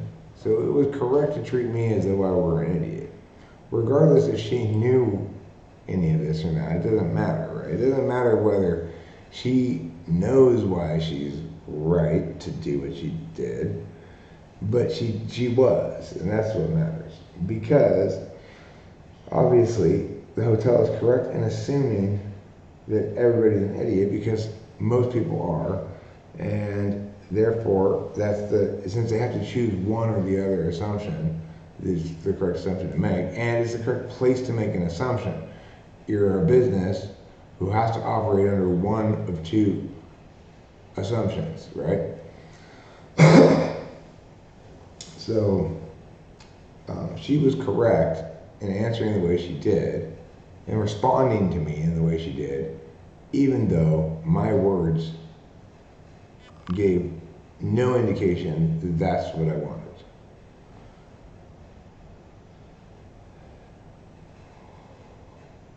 Because after all, 95%, 99.99999999999% of the time, she's correct.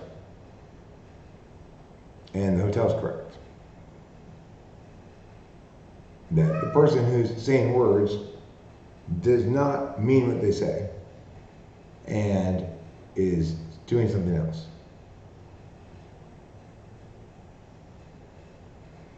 No, my conclusion regarding abortion is this. If you missed the beginning part, go back and watch it, okay? I'm not going to re-explain it for you.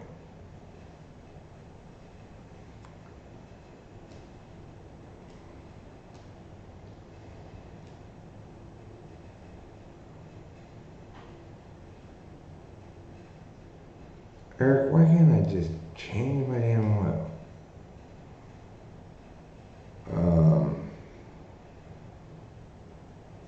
Now that's a difficult question to answer. I need more information. Are you trying to change it yourself, or are you trying to hire somebody else to do it?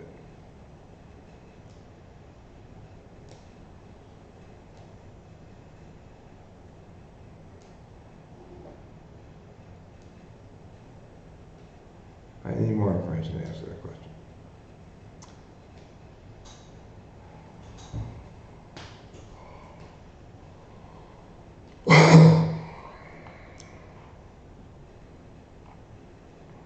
If the answer is you're trying to hire somebody else to do it, then the answer to your question is either you don't have the money to pay for it, or you're in a place that's very far from many places that change oil. And therefore you're forced to deal with one place as being stupid.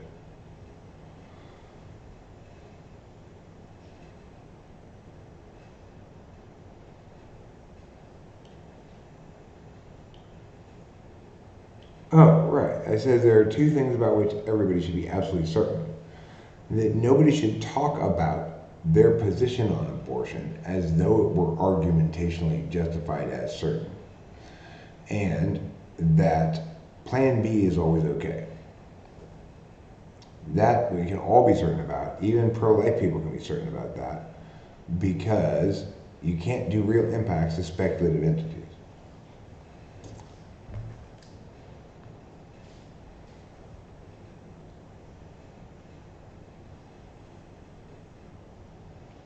Right?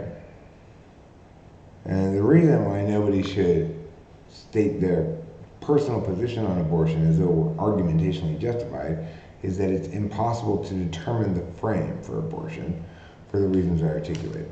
Namely, you can't consent to be getting pregnant, you can only consent to sex.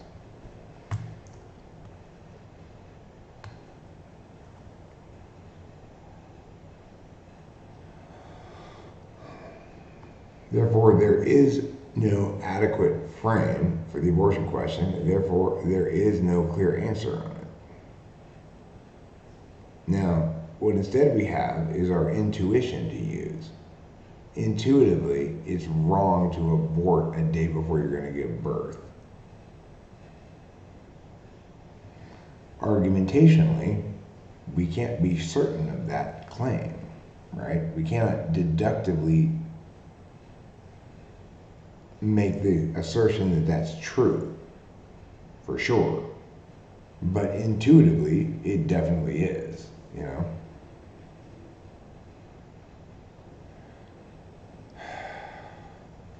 This is how retarded I am, Boba Fett. I was at the weed store yesterday. I bought gummies and forgot that I was almost completely out of weed. And I didn't buy more weed. I do have like 2 bomb rips left, maybe. But even if I do pull them, which I will right now, actually, thanks for reminding me. I'm gonna go sit in the car to pull them because that's where the bong is and the weed. But that was very helpful, Boba Fett. That's what I call good in eye.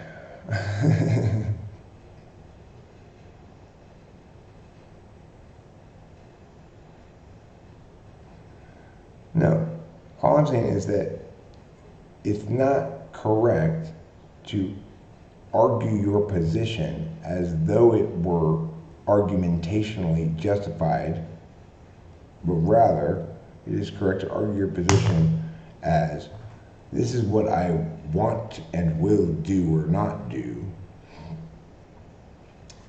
because there's no normative certainty regarding the question.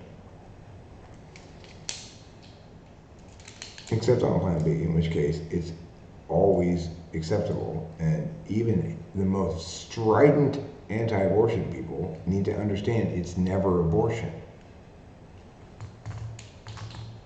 Plan B is never abortion.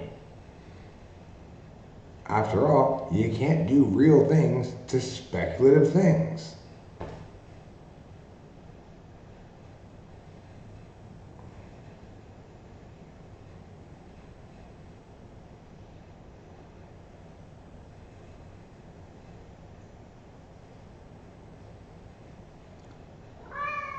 Well, who's they, Boba Fett? In America, each state is now empowered to decide the issue for itself. And that was the correct decision by the Supreme Court to overturn Roe v. Wade, because Roe v. Wade made absolutely no sense. Roe v. Wade could have made sense easily if the Supreme Court had decided they wanted women to have a right to abortion. They could easily have created a right to abortion by simply saying it was one of the unnamed rights that the, I think, 10th Amendment protects. Instead,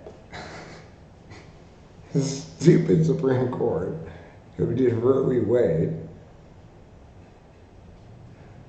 justified its decision as protecting a right that's never mentioned anywhere in the Constitution. Because it's not a right. Privacy. Privacy is not a right. So how could you possibly have a correct Supreme Court decision predicated on the fact that we should have abortion because of the right to privacy when it doesn't even exist?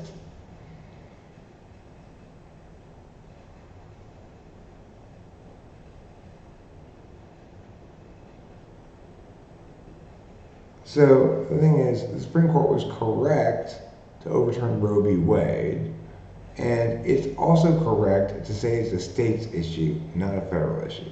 And the reason it's correct to say it's a state's issue and not a federal issue is because the question is not determined at all. In other words, it's in dispute, and the states are supposed to be the incubators of democracy in terms of they try their things, and when one state's things prove to be disastrously bad, then the federal government comes in and says, okay, here's the Now this question is determined, so here's the rule, right? But of course it'll never be determined on abortion, for the reasons I articulated.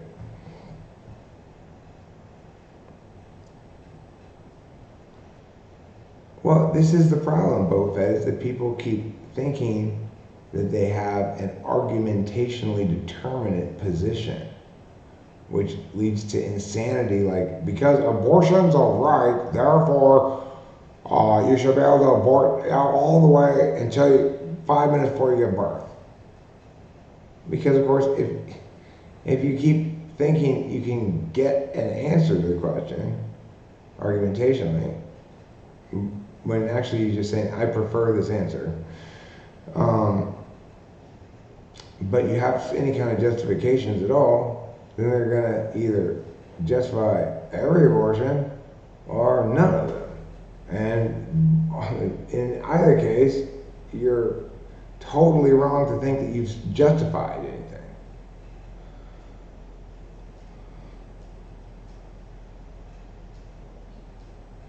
No, CJ.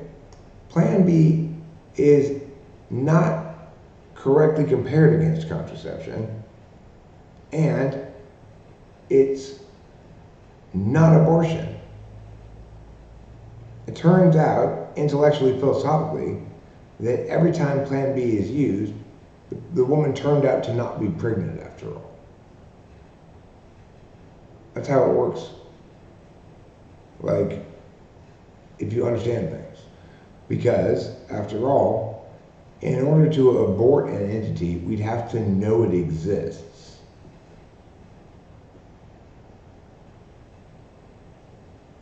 Existentiality precedes impacts. Right? You can't do impacts to something that doesn't exist. And you can't exist until there's some observation of it.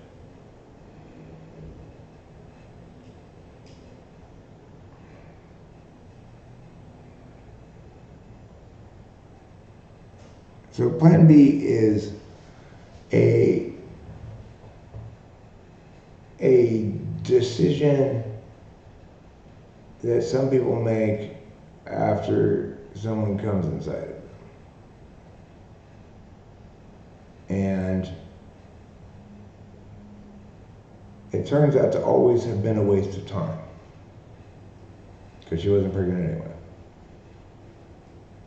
Intellectually, philosophically, correctly, truly, right? Not in bullshit terms. And without any bullshit, right? It intellectually, correctly, truly turns out that she was never pregnant after all, and that Plan B is always a complete waste of time. And that's the only question that matters, right? It doesn't matter at all whether you wanted to prevent a pregnancy, whether you wanted to end a pregnancy, whether you wanted to be pregnant, whether you didn't want to be pregnant, whether you wanted to have cum inside of you, whether you didn't want to have cum inside of you. None of those questions matter at all, remotely. Even a little bit. The only question that matters is, does Plan B comprise an abortion? The answer is no, it never does. Does it equal an abortion? Is it an instance of an abortion? The answer is no, it never is. That's the only question that matters. So don't bother with other questions.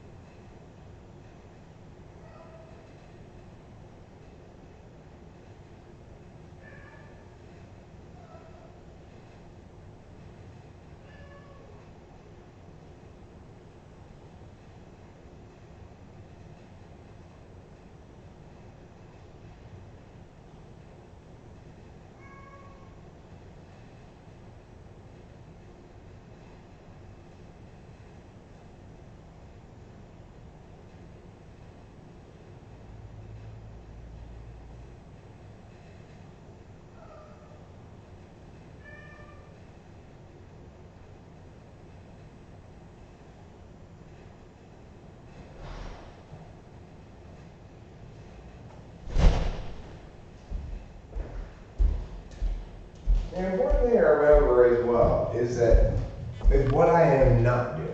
Okay? What I am not doing is telling anybody what they should think, what they should believe, what they should do, what their feelings are, what their position is, whether or not they should have that position, etc. I'm always only telling people what's true or correcting people when they say wrong things by, guess what? Telling them what's true, what's correct. People constantly mistake that as me telling them what to do, what to think, what to believe, etc. That's their business. My business is telling people what is true and correcting them when they're wrong by telling them what is true and correct.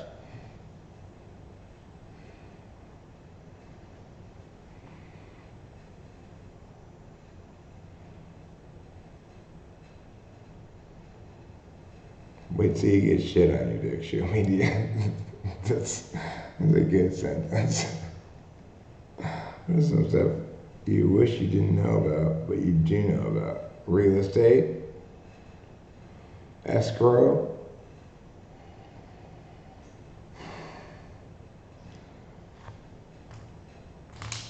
the correct answer is nobody should ever waive any contingencies. Everybody should just wait for escrow to end.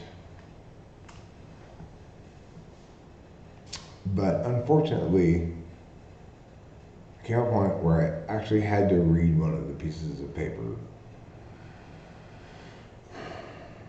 And until I did that, I knew nothing about real estate or escrow, but it just took me one piece of paper to figure everything out. It took me one piece of paper and a stretch of time to figure everything out.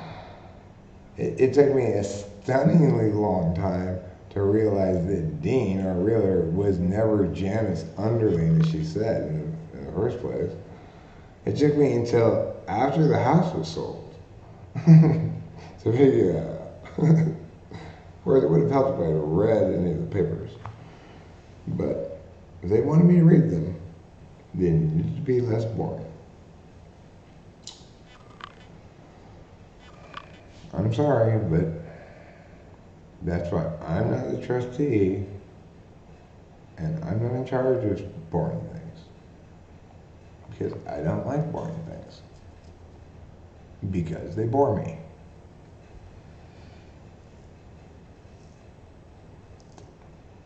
So Delilah's in charge, because she is smart and practical, and can figure out almost all the papers herself, and smart, so when she's not sure about something, she calls me and asks me to read it. Then I read it and tell her the correct answer. The thing is, she's so smart, it took her that long to actually have to ask me to figure something out for her. And therefore, it took me that long to learn anything about real estate.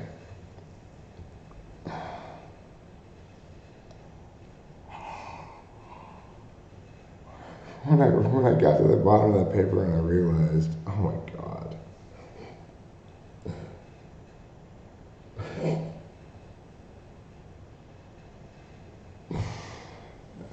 The only thing waiving contingencies does is cost you your deposit.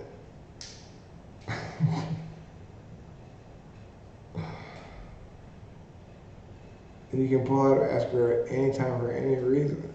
The whole consequence of waiving contingencies is that it costs you your deposit if you back out of the deal. I mean, it'll cost them a fair amount, because down here there's at least a 2% deposit requirement. In our process, it's only a 1% deposit requirement. We put down a $5,000 deposit. What the fuck do I care?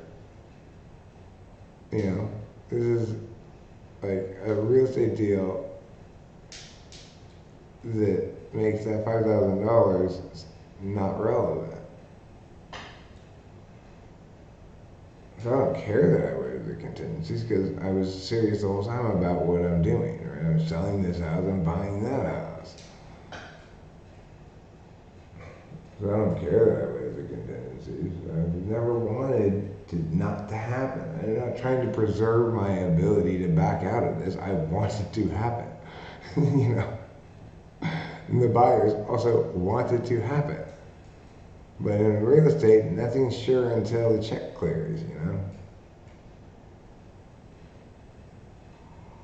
Well, the good news is, if the buyer backs out of it now, does the waive contingencies, they have to pay us $25,000 at least. Whereas, if we have to back out of our buy at the last second, it costs us $5,000. So, you know, if somehow magically they decide to pull out at the last second and pay us $25,000 for no reason, because they've already done the inspection, they know exactly what they're getting, they've looked at it plenty and stuff. Well, I'll be sad because we'll be stuck in this house still until we get another buyer, and I'm gonna have to blow up that contingency buy and hope that house is still for sale when I'm done selling this house. But, you know, at least I'll have $20,000 more to soothe my frustration. I don't want that. I want this deal to finish. I want it to be over already. I want it to be over fucking 4 months ago.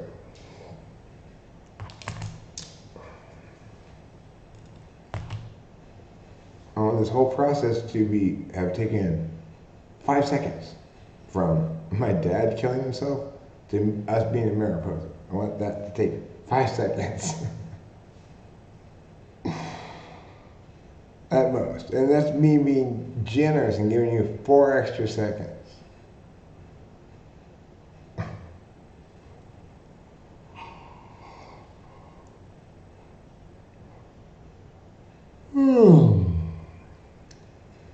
How generous I am. I'm going to give you 4 extra seconds to make an impossibly complicated real estate deal happen.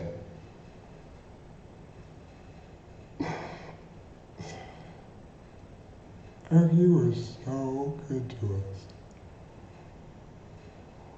You gave us 5 seconds to sell your house and buy a new house and move you in there. I can't believe we're so lucky. Because we know, Eric, you only wanted to give us 1 second. If that. And you gave us 4 extra seconds. I hate this so much. I hate this so much. Just get me the fuck out of here.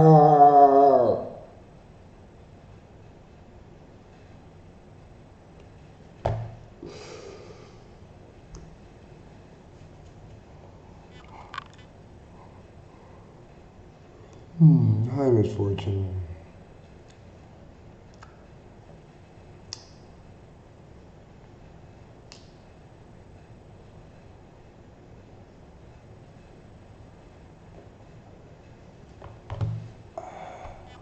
Other stuff I wish I didn't know about, but do know about. How cops deal with gunshot suicides. Actually, I kind of glad I know about that a little bit. I'm glad I had the experience. If anybody asks me any questions about what happens if someone kills themselves with a gun on your property, I can answer that.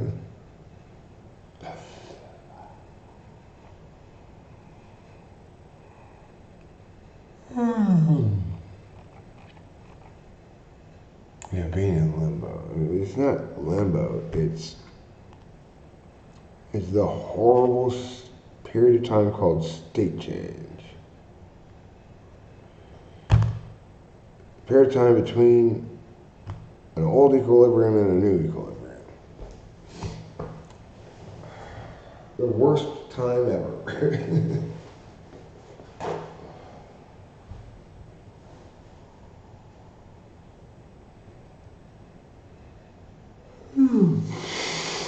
I guess there might be some people who like period state change.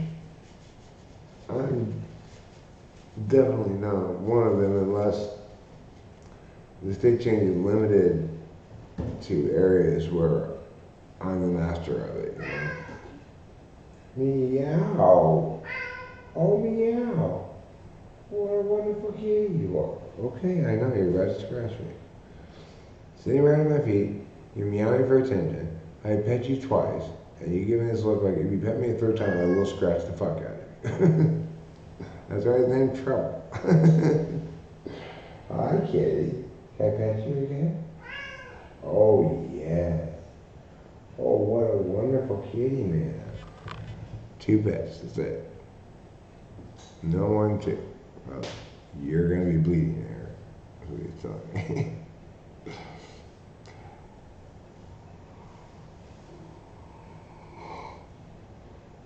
Oh, yes. What a wonderful kitty. What a good kitty, man. What an important and valued family member you are. You cats are costing us so much money. Oh, yes. Oh, yes, you are. Good for you. You're a very good kitty for costing us so much money.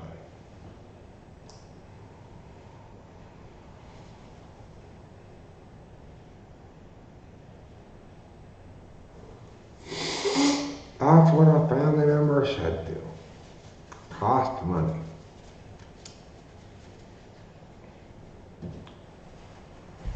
That's what money's for.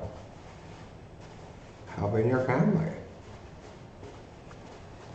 Making them happy. Doing fun things.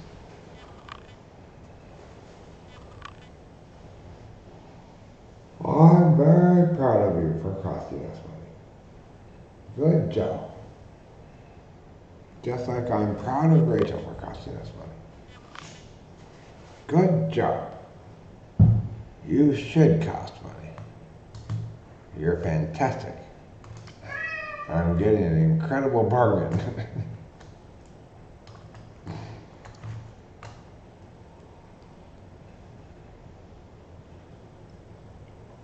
I'm not proud of Delilah because she's not costing me any money right now. She should be. She should be costing so much. And she's barely costing anything. What do you keep meowing about? You want to be part of this. I get it. You want to stand between me and the fucking TV. You know, I'm sitting this close to it. You want to come right here. But you're not allowed to.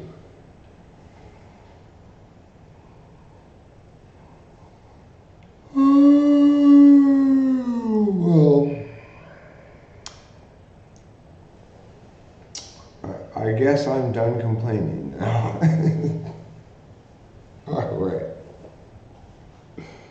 You know, my nose is running, and most of the time that means some article of clothing is getting stolen. So naturally, it's natural to me to, it's the right place to make an assumption that I don't have anything to blow it up. Because it's almost always correct. But in this instance, when I happen to see that I do have something, it is preferable to blow my nose on this than on my clothes.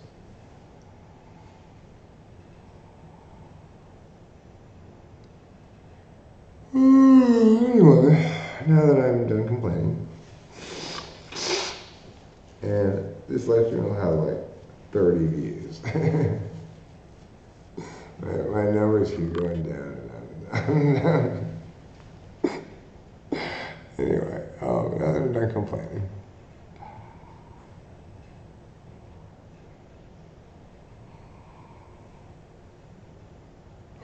I'm going to stop streaming. And I can't blame anybody for not watching this. You know, it's like,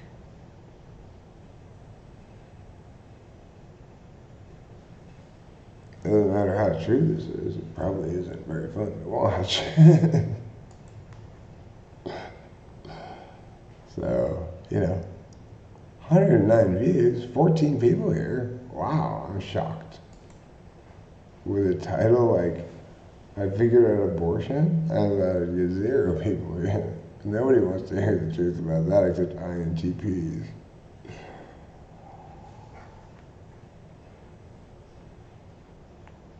Anyway, see you later. I'm gonna go back to the hotel. We still have one tonight, and we are going to watch both football games. Starting at 1, whatever is the first one, Seattle versus the 49ers. I suspect the 49ers are going to win that handily. But don't bet against Pete Carroll that easily. You know, he's a fantastic coach. So even though the Seahawks should lose that game, you know, if I were a sports bettor, a good bet is for the 49ers to not cover the spread. Whatever it is, I don't know. I'm not a sports bettor, so hey, if your superpower is being the most correct, then what is the corresponding superpower of an IDJ? Being able to figure out how to make my correctness real.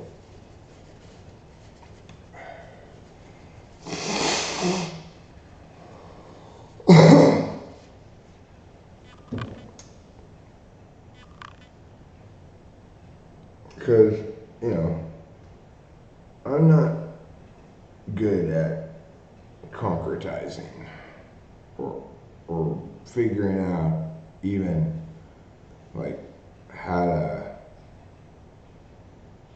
to get something out of a box in the front yard. I'm not even good at figuring out how to put things in a box, nor how to take things out of a box. I've got a big metal box in front of my house. I have packed and unpacked that thing so many times, I still have no idea where anything is, even though I did do one smart thing. I got all see-through containers. I can't figure out what I should put in the box. I can't figure out what I shouldn't put in the box. I can't figure out where I should put it in the box, where I should not put it in the box. I can't figure anything out. Oh God. Those things aren't things you figure out, right? I said I was stopping streaming and going to the hotel. So, therefore, I am staying here and continuing to stream.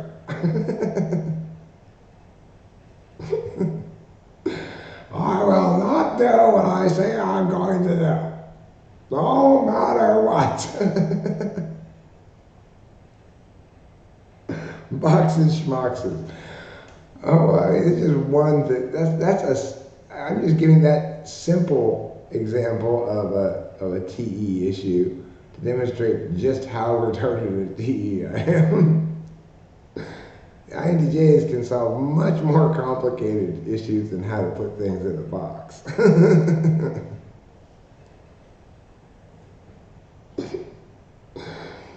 They can also solve how to put things in a box, but I'm not using my example of how retarded I am at TE as the ceiling for their ability at TE. You know. That would be silly to assume that the best an INTJ can do is the things that I'm super retarded at. They can do a lot better than put things in a box, I can guarantee you that. But they definitely can put things in a box.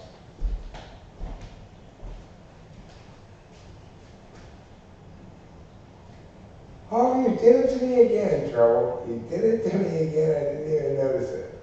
You meow, open the door. You don't even go outside. Now the door is open and you're walking over here because I'm going over here. You ENFJ, you're lucky you're my beneficiary type.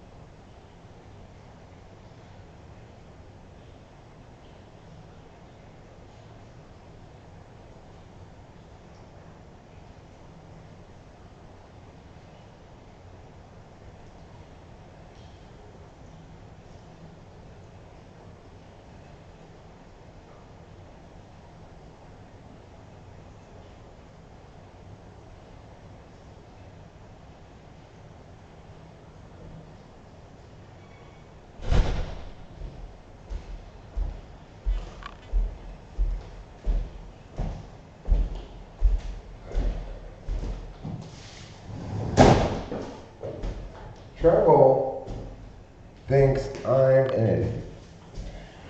I think he's a genius. Only one of us is right. So the thing is, Trouble wants me to leave the door open.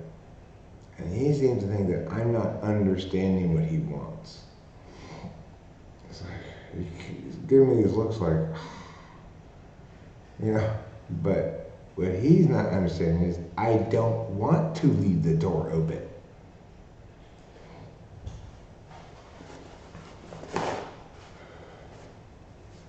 Like, how can you not understand me? I'm telling you, I don't want to go inside or outside. I want you to leave the door open. Trouble, I'm telling you, no. You know, it's like, well, I don't need to Jerry though. Don't tell me no. I'm all about how you love me so much and how I do things like get you to open the door. You're not going to get me to open the door. When you get me to open the door many times, you will not get me to leave the door open for you. So you're just going to have to be okay with that. I'm not an idiot. I get that you want me to leave the door open. You are a genius, but you're still a cat. So you're not going to get your way on this one. He's the smartest cat I've ever met by a huge margin. This is the smartest cat by far I've ever met. He's also the most well-named cat I have ever met. His name is Trouble, and that's all he is. He's nothing but trouble. And I could not love him anymore. It's like I love him so much that my wonderful, precious Capillo, it's like I forget about her almost because I love Trouble so much. Oh, what a good kitty. Because he's like a dog, you know, he's right here, right next to me. The only time he's bothered is when he's next to me and I'm not paying attention to him. But if I'm doing something like this, he's like, well, I want to do too then. And, you know, he thinks that the way to do what I'm doing is to sit on the keyboard. or climb, get up, here he comes, here he comes. Yes, hello, I love you. Watch what you're gonna do now. I know. Isn't that hilarious? Oh, of course you're not going to do it now. He likes to do that to me too. He likes to prove me wrong on what he's gonna do.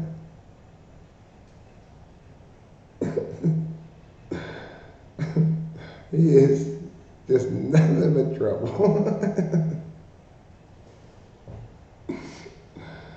He pushes me out of the chair I want to sit in. He won't let me have sex. He's just nothing but trouble.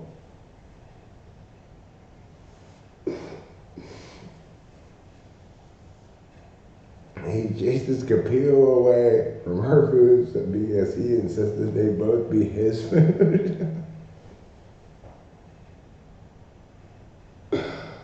You can't have any food. All of it is my food.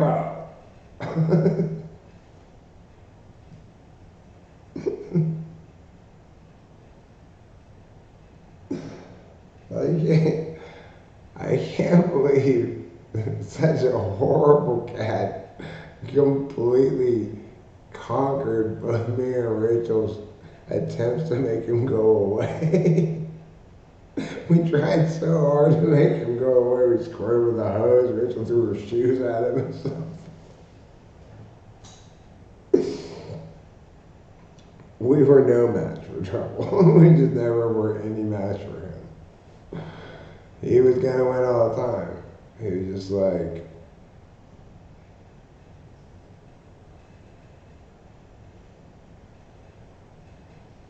oh, well, the good news is you don't need to worry about the cats because I figured out the best solution to this, finally. This is sort of an absolutely terrible at, but I did successfully pull this one off. So, the correct solution to the problem I have, which has been driving me nuts since the very beginning, which is, how am I going to make it such that I minimize the amount of trauma to the cats in this move so that as soon as we leave this house, we are able to move in immediately to that house so that the cats can go there right away. This whole thing has been driven by the cats the whole time, right? That's why the deal's set up like this, is because of the cats. That's the only reason. Otherwise, we would have done things in a much simpler and saner way, probably with much less good results. But everything's set up the way it is because of the cats. Anyway, so it turns out, unfortunately, because we closed here on a Friday,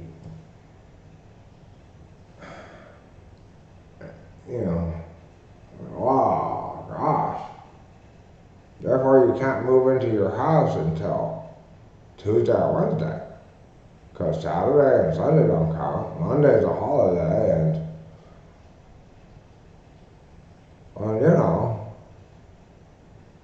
can't I just, as soon as we receive the money on Friday, wire them that same money on Friday? I mean, wire them from that same money, their amount of money on Friday? Oh, who knows? Better just go ahead and be safe and expect to not be able to move in until Wednesday. Fuck you, real estate. Fuck you, business days. Fuck you, holidays. Anyway, I figured out the solution. The obvious thing I should do. I had so many bad ideas that kept not making, I couldn't figure. This is what we're going to do. On Friday, when we move out of here, we're taking the cats directly to a cat boarding place here. We're going to stay at a hotel for the duration of those 4 days or whatever. The cats are going to stay at the cat boarding place for those 4 days. Then when we get the cats from the cat boarding place, it'll be their problem to put them in the cat carrier that time. And I will tell them ahead of time, we're going to get them at this meow meow meow, and here's the drugs I want you to give them before we pick them up. Because on Monday, Rachel and I have to somehow, it's easy with Capio, but somehow get Trouble into a cat carrier and take him to the vet so she can look at him through the cat carrier and prescribe us cat tranquilizers. Because you can't get her to prescribe, you can't get a vet to prescribe you cat tranquilizers unless you actually bring your cats to the vet. Which I understand why. I'm not upset about that, but it is a problem for me.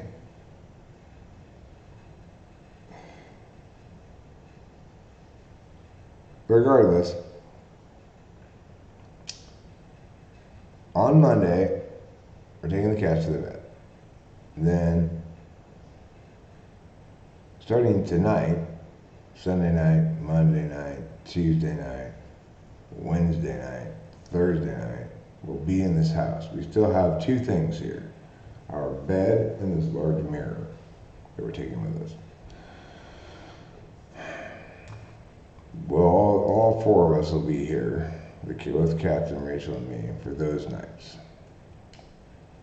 Then, Friday's a nightmare day for us until about 4 p.m. Friday, we gotta get up super early. We've got to put the bed in the mirror and make sure the paw's ready for the last thing, which is slide in the bed in the mirror somehow. Which may end up meaning, in fact, you can't do that. I have to take everything out of the pod on Friday morning, put the bed in first, etc. I'll have Cameron help me with that because he's good at that and I'm terrible at it.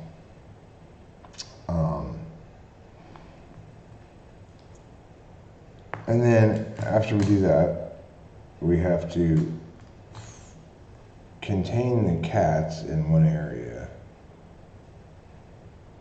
so that we put them in the cat carriers right before we take them to the cat place, the cat boarding place, which will open later than we want, right? Then we have to have my mom's memorial service, and then check into a hotel, in the same hotel we're staying in currently, for Friday night, Saturday night, Sunday night, Monday night, possibly Tuesday night, but we don't know because it's conceivably possible that we'll be able to wire the money on Friday and move it on Saturday. Real estate.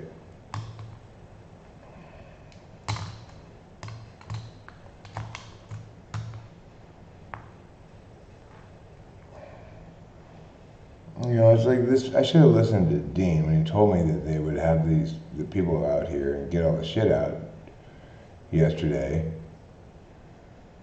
He was right. Yesterday. Rachel and I were here at 4:30 on a Friday afternoon. And they still hadn't gotten here. I said, okay, there's zero chance they're going to clear everything out of here on Friday after 4:30 p.m., right? Sure enough, came back here this morning. Everything's completely gone. So, should just listen to Dean instead of my intuition, which says, there's no fucking way this company's going to send their team out on Friday afternoon at 5 p.m. or later to get all of this shit out of here. Sure enough. Well, I mean, that's Dean getting shit handled. He probably F-eat him, you know. But, you know, I don't listen to Dean. He's an ENFJ, so I don't listen to him at all. I do a shockingly poor job of listening to Dean. I'm surprised by it myself frequently. Have I ever not listened to somebody so vigorously as I don't listen to this wonderful realtor we have? And he can barely start talking without me interrupting him. It's weird.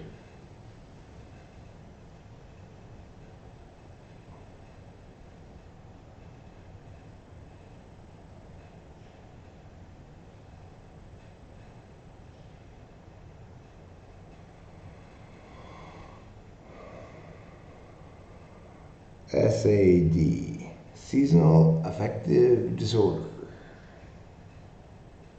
Isn't that a great acronym for that? SAD. That's so great that Seasonal Affective Disorder has its acronym SAD.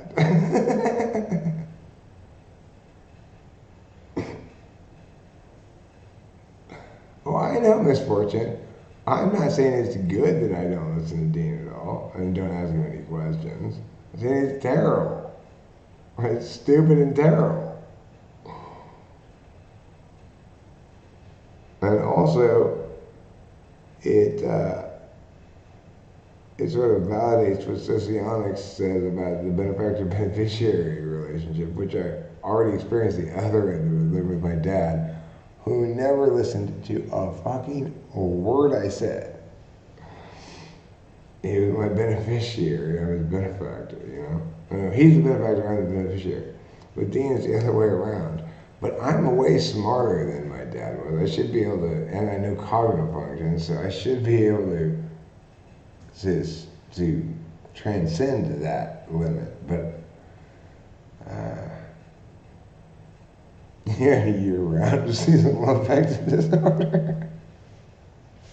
Now, CJ, you have a different seasonal affective disorder for each season. Okay, you have 4 seasonal affective disorders. Each season makes you sad in a different way. In winter, you're sad because it's cold. In spring, you're sad because there are too many flowers. In summer, you're sad because it's hot. And in fall, you're sad because the leaves are made a mess on your lawn.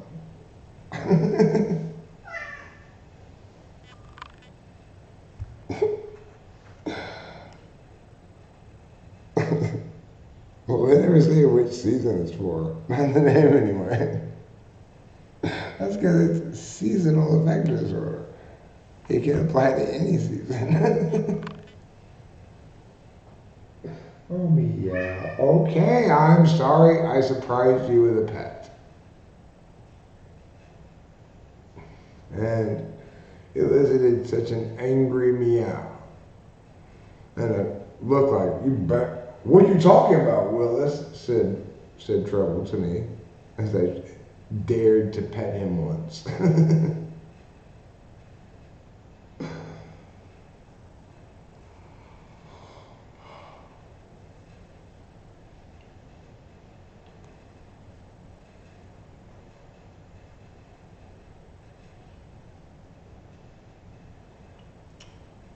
And my old folks, they're very nice, but this is bad. I have to hide to smoke a joint. I feel you about that. My dad was wonderful, but living with him was miserable.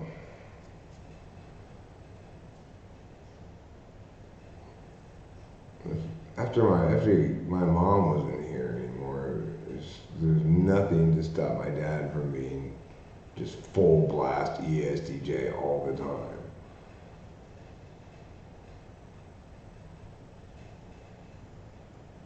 Well, if you're like me, Mofet, even though you love your parents very much and don't want them to die, if they both die, it'd probably be good for you. Not necessarily good in general.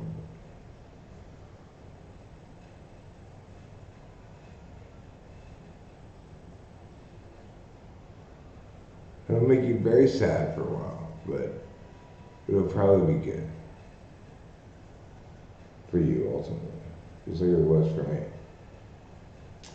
Well, maybe not exactly the same way, but you know, it's like I'm talking about in terms of finally these sensors are dead.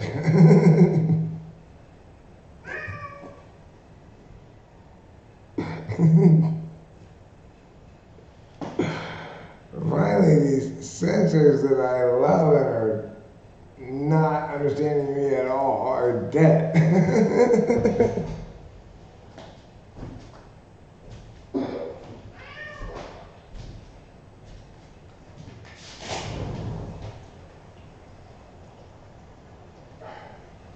You son of a bitch.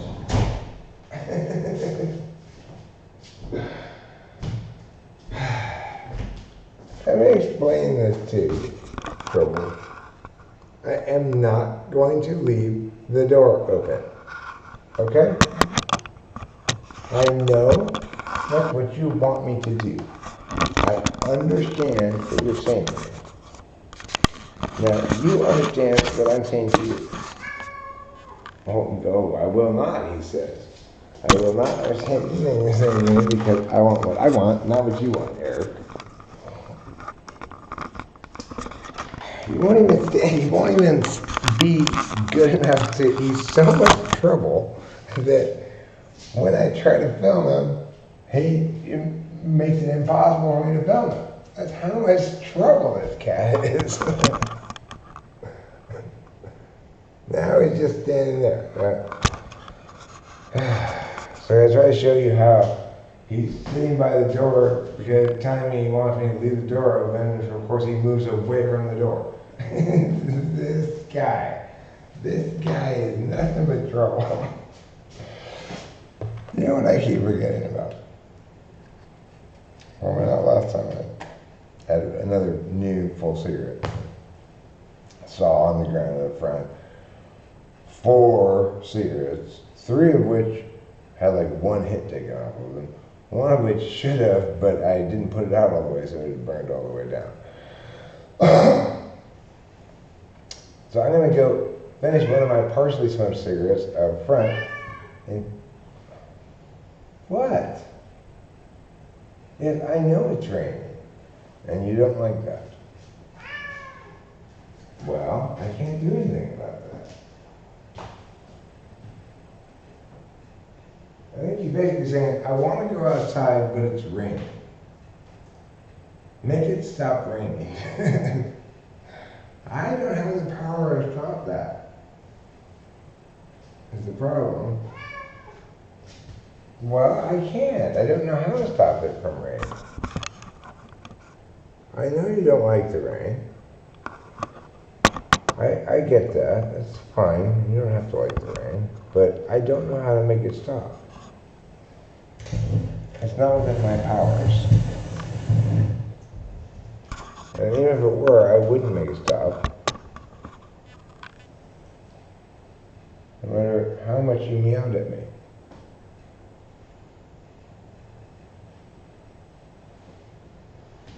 Do you understand? Of course you do, because you're an absolute genius.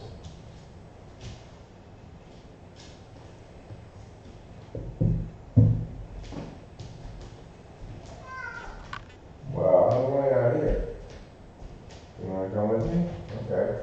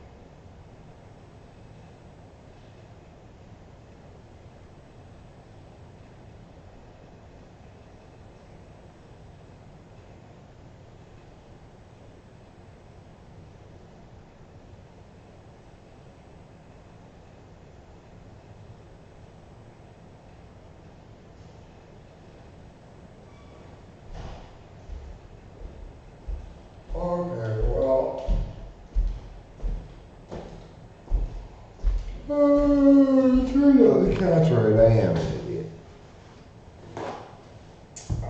Because I went and stood on the front porch, and he didn't want to go outside, but he wanted me to leave the door open so he could be with me while staying inside. So, of course, I left the door open for him, only to realize, Eric, you just told him you weren't going to do that. No wonder he thinks I'm an idiot.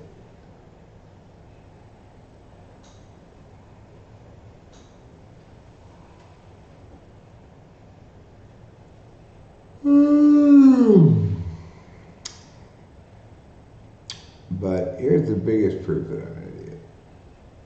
The biggest proof of all. I'm such an idiot that even though Boba Fett made the correct recommendation like at least 30 minutes ago, I still haven't pulled any bong rips. What? And it's like, there's a lot of things I'm okay with me being bad at. I'm not okay with me being bad at that.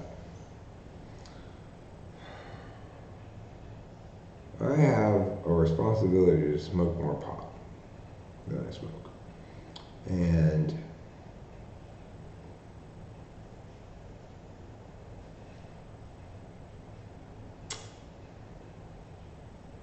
I'm very disappointed in myself. How can it possibly take me 30 minutes from when someone suggests I pull bong rips to when I actually pull them? Why am I still talking about it? Why am I not in the car pulling bong rips right now? I'm very, very disappointed in myself.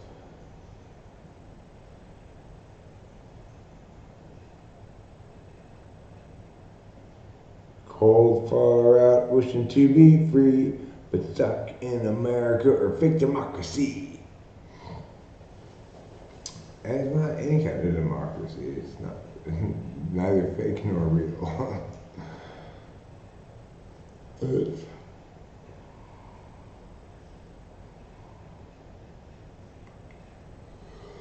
I guess you best call it, I mean, it's hard to describe what it is. There's not really a word for it. There's not any of the things that there are words for. It's this amalgam of different things.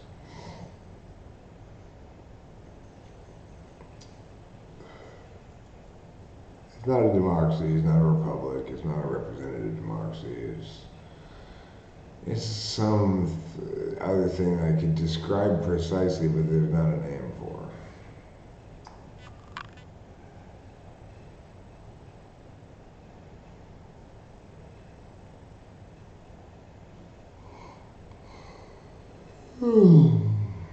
The United States is supposed to be a federation. It's not, of course, but it's supposed to be.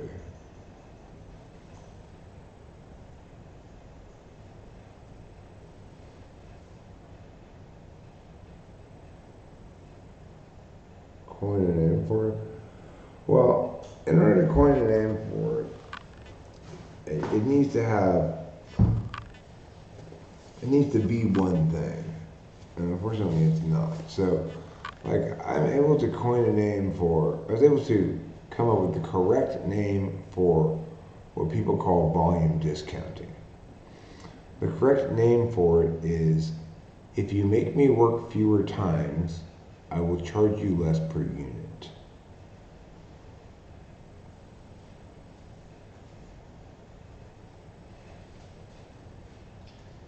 Because that's easy to come up with a name for, because all I have to do is figure out what the mechanism behind it is.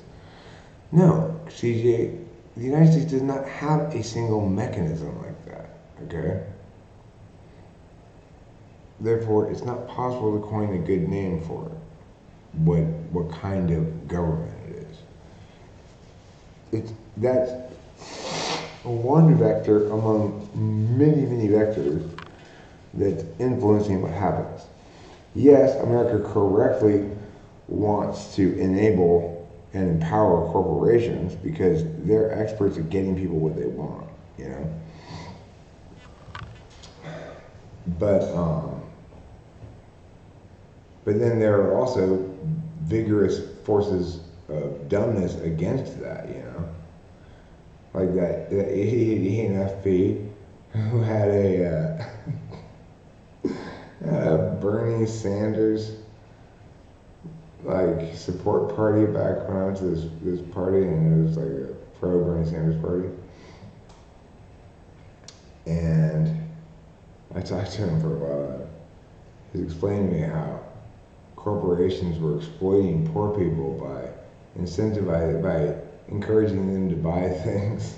And I said, how did you make all these cool little wooden circles?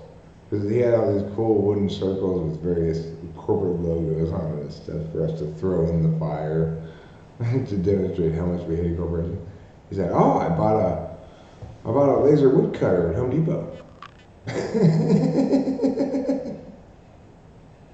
Could you be any dumber? Could you be any dumber? Only poor people can't make decisions with their money, huh? You're perfectly capable of making decisions with your money, right? Only poor people are baffled by corporations exploiting them. You're perfectly capable of going to Home Depot and buying what you want, though. What a tard. What an awful, horrible human being, right? Infantilizing populations that don't even exist as a single monolithic demographic in any meaningful word, in any meaningful understanding of the word.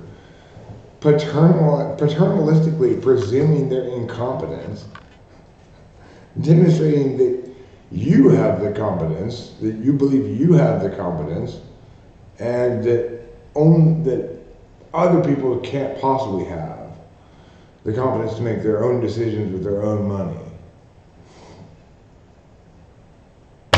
What a horrible person. What a fucking detriment to all good and justice in the world, you know? What an idiot as well. What a complete fucking retard. I mean, there's no way to describe that shit as anything but, yeah, ENFP. He's TI polar. But he's also, well, you're super young, CJ. Excuse yourself shit like that. You're way more right than I was at your age.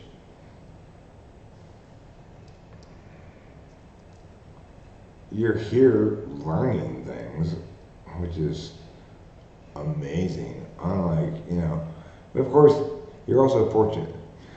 When I was your age, I had no reliable way to learn things from people.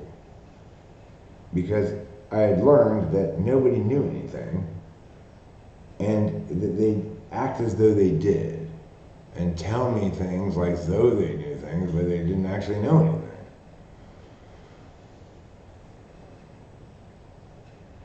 So I kind of had to deal with this thing where I can't learn from other people because they can't teach because they think they know things they don't. And I didn't have the internet, you know, it was in its infancy. So you can understand how confused and frustrated I was. Why am I so different from everybody else? Why do people not answer the questions I ask? Why do they just make these noises that aren't the answer to my question? And they aren't even an answer, you know? Or give me the wrong answer entirely, which I can immediately go, well, that can't be right. And now I can see you don't know anything about this. You seem so sure that you do.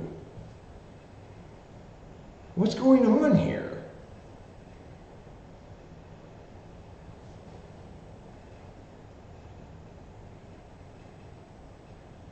Just what I said, asta pasta. I'd ask a question, they'd provide a response that wasn't an answer to that question, or they'd answer the question in a way that made no sense, and I realized, oh, even though this person is supposed to be an expert on this, they don't actually know anything about it.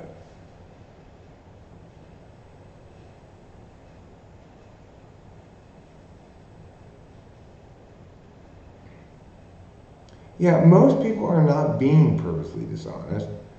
The reality is, almost nobody in the entire world knows what they know and what they don't know. And so if you don't know what you know and what you don't know, then you're not lying when you tell me what you believe you know. You're just an idiot. And I'm an idiot for asking you because obviously you're not qualified to know that.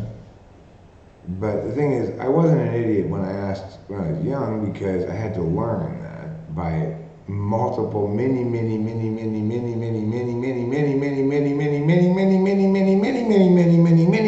repeated instances of it. From all sorts of people in all walks of life.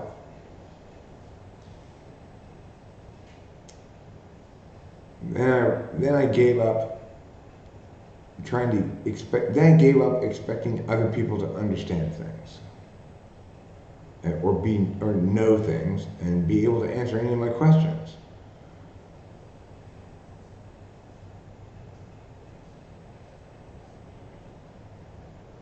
Yeah, I already did give many answers, many examples of this. Like when I asked the doctor what her justification was for claiming that my dad needed to go to the emergency room immediately. And she told me, "You should trust me, I'm a doctor." It wasn't the question I asked. It wasn't an answer to my question. It wasn't an answer at all. It was simply a statement that she wanted to make. And then I said, "Will you answer my question, please?" She said, "I did." No, you provided a response to my question, but you did not answer it. If I ask you what time is it, and you say brown, you provided a response, but you did not answer my question. This has happened to me my entire fucking life, over and over and over and over and over and over and over and over again. I ask a question a certain way because I mean what I say and I say what I mean.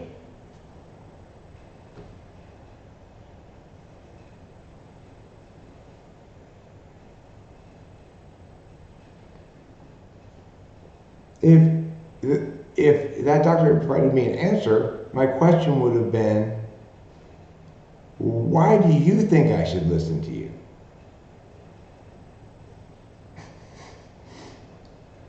But I didn't ask that question. I asked her to actually justify her claim.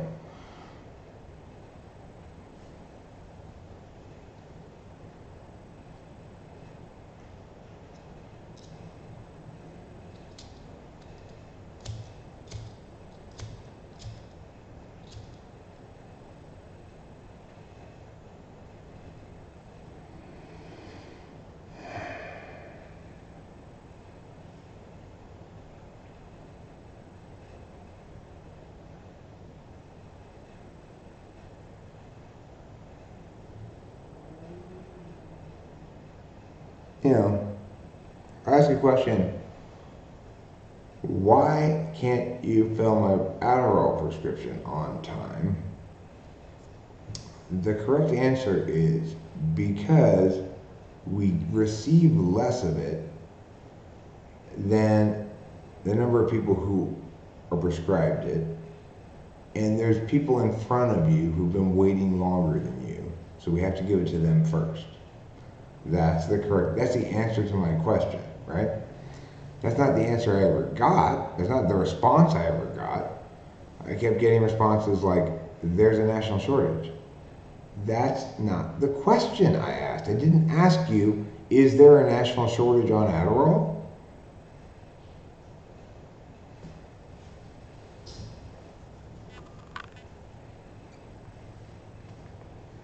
And the reason you can't fill my prescription is not because there's a national shortage on Adderall, right? It's because you don't have enough of it for the amount of people who are trying to get it from your pharmacy. And the reason I have to wait is because there are people in front of me in line, not because you don't have any Adderall. See how easy life is when you answer the question I ask? And how difficult life is when you don't?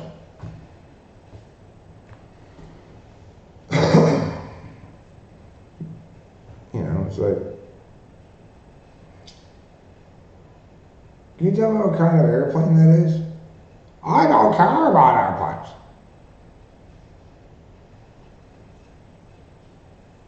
You also thought I asked you the question, do you care about airplanes?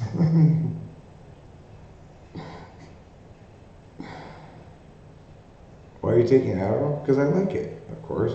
Why else would I take it? I like being on speed. It's not like I have anything wrong with me. I don't need a prescription drug to fix a problem of any sort. I like taking drugs. I like amphetamines. I prefer having plenty of them to none.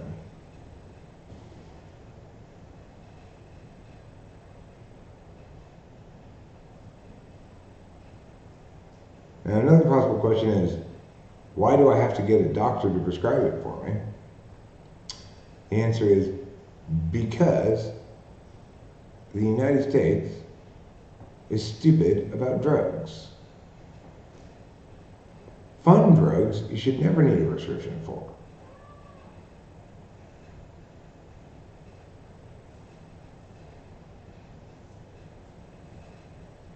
It's like the federal government's decision to create this shortage of Adderall is this close to driving me to get a prescription for meth.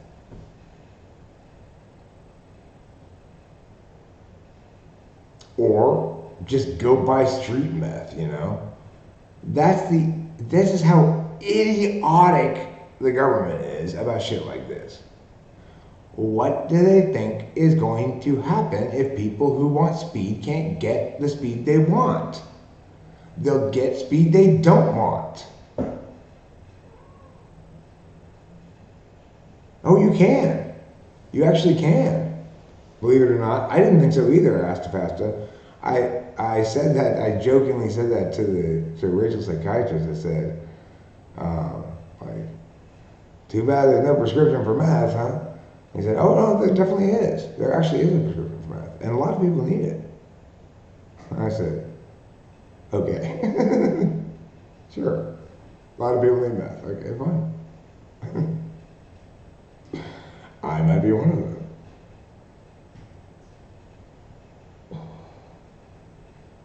Maybe I am one of those people who needs meth. Who needs a prescription for meth. I've got something wrong with me that meth will cure.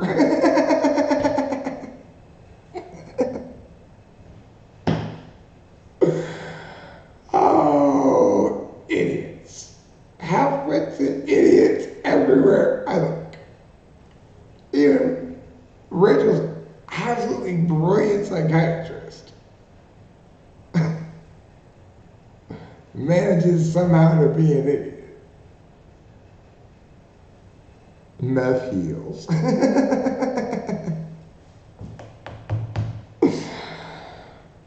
well, you know, I know what we'll do.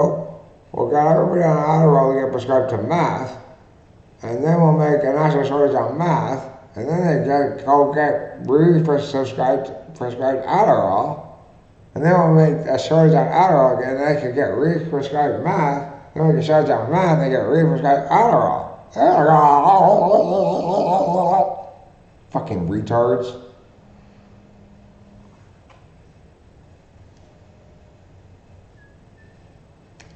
Good morning, Chawa. Just to let you know, Hi. I am live streaming, just to let you know. You're like what? I said, just to let you know, I'm currently live streaming. Oh, okay, thanks. Can you see Chloe um later today, 6? Absolutely not. You seem to have forgotten there are two football playoff games today. Oh, I of course I don't know. And So tomorrow as well, there are two football playoff games. But I okay, do am, you know about tomorrow tonight? I know tomorrow night we're going to your house for dinner. So I have already made peace with the fact that I'm only going to be able to watch one of those football games tomorrow. No, I if that's oh, okay, so you can't Hello? you see her tonight? No, I cannot see her tonight. I have a football game starting at 1 o'clock, and it ends like 5, and then the next one starts like 5 something, and it ends like 9 o'clock, and then I'm gonna want to go to bed. It's not long, okay. Well, because it's the playoffs, and they have extra commercials and shit, and it's possible that the later game will be a shitty game, and I'll be like, I don't want to watch this blowout at halftime, but we can't operate under that assumption. I see. Okay. All right. Okay, so tomorrow then, is that possible? No, What? because there's a football game tomorrow that I am going to watch, and then I'm going to your house for dinner. How about this? Why don't you come over like on Monday? Is that good? I don't want you to miss your game. Okay, well, Monday. No, that's fine. We'll eat dinner tomorrow night. It's fine. I actually have dinner plans on Monday night with somebody else. Oh, okay. All right. Yeah. Okay. The, Okay, so you can't the, meet her today or tomorrow. well, Cheryl, you gotta remember something.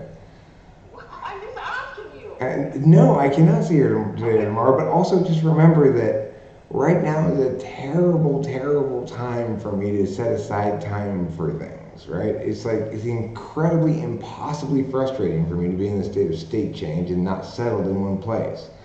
So it's really not a good time for me to be working with children. She's not. I mean, okay, whatever. Okay, talk to you. See you tomorrow. I'll see you tomorrow. Bye. Bye.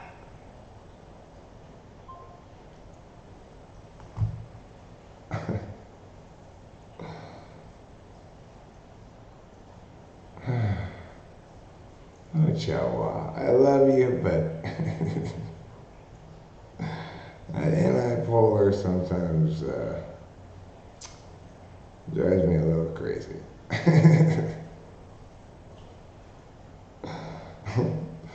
But Chihuahua and Flair are such good friends to us. Um, yeah, that's Jeffrey's mom. They're incredibly good friends to us. It's like they're really nice and invite us over for dinner, and it's like we never invite them over for dinner, but that's because we're bad at making dinner. I'll bring them a couple of these bottles of wine back there. Alcohol's like the only drug I don't do.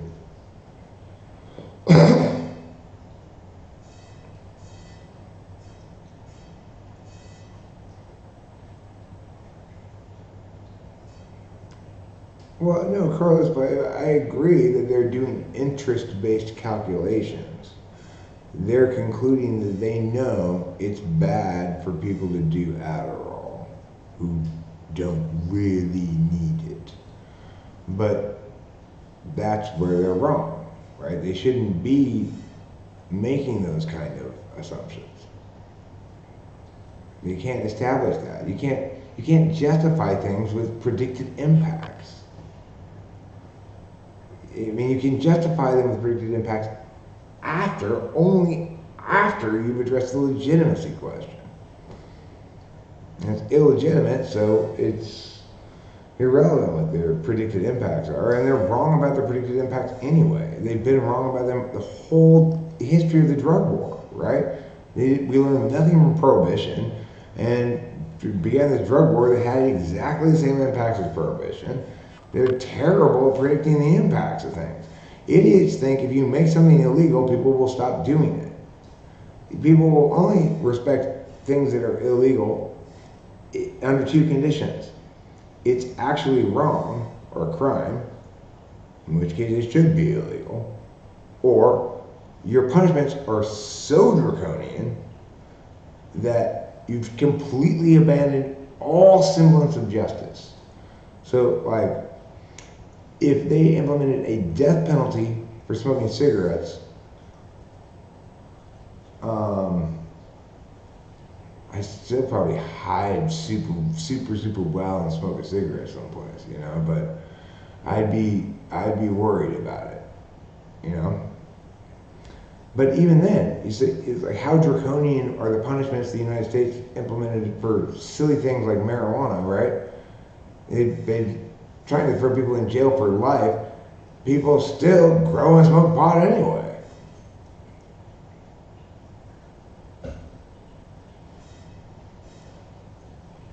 And the thing is, it is not the case that somebody smart is intentionally doing this because they want what some parts of the outcomes. It is the case that the people who are capable of making decisions are never the people who are elected to make decisions.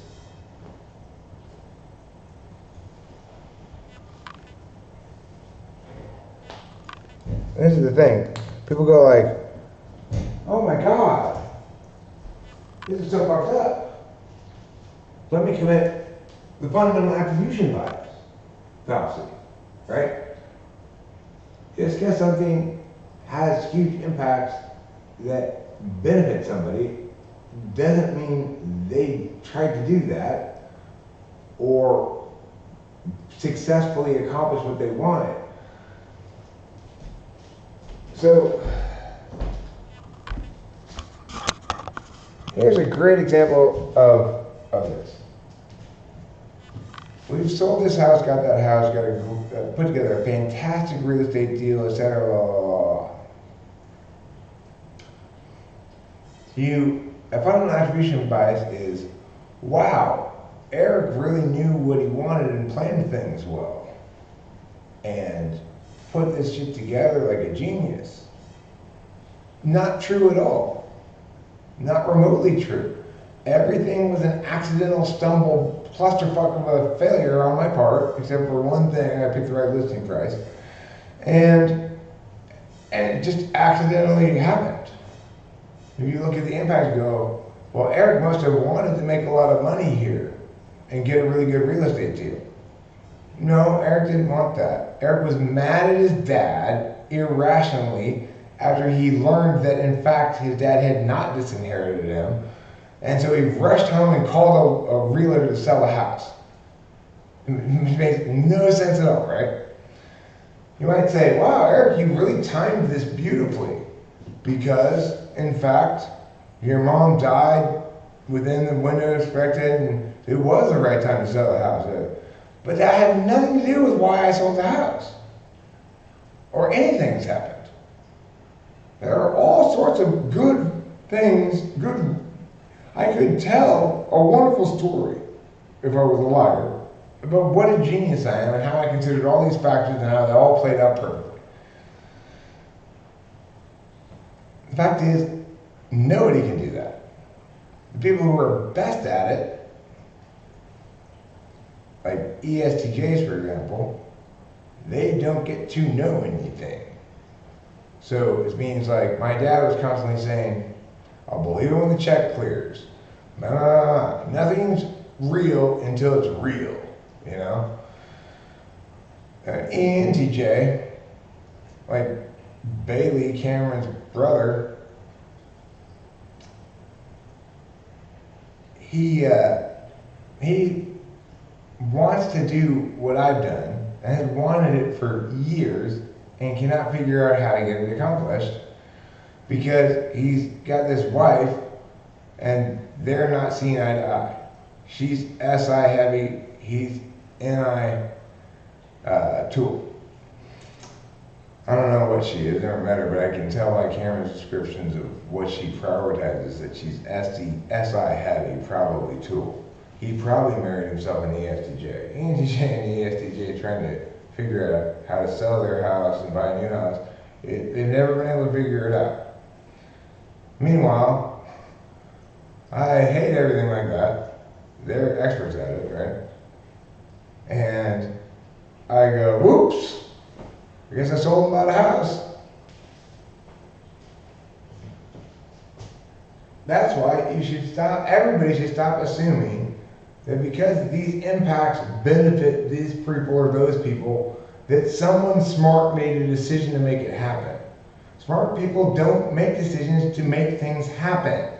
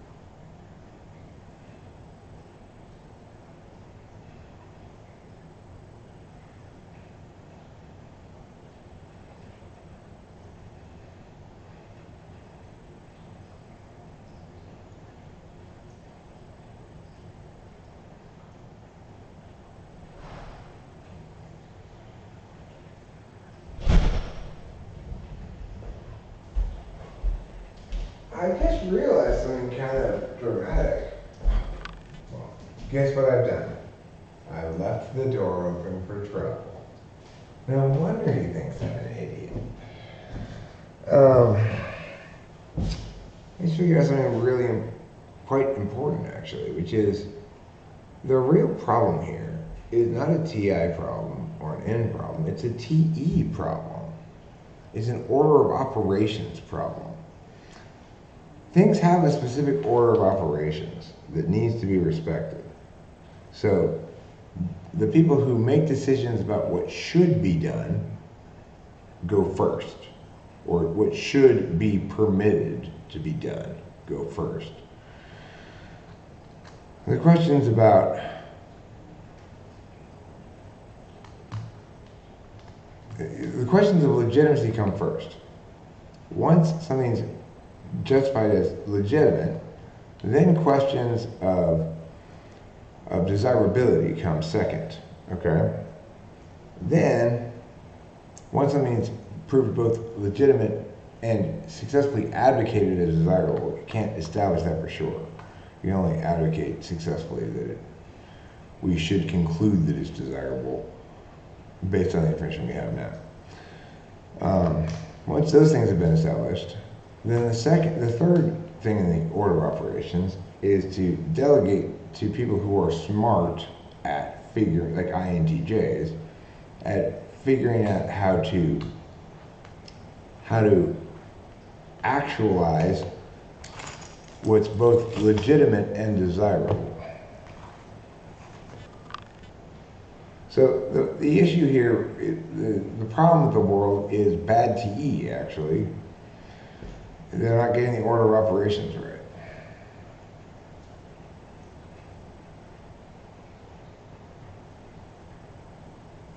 Isn't that interesting?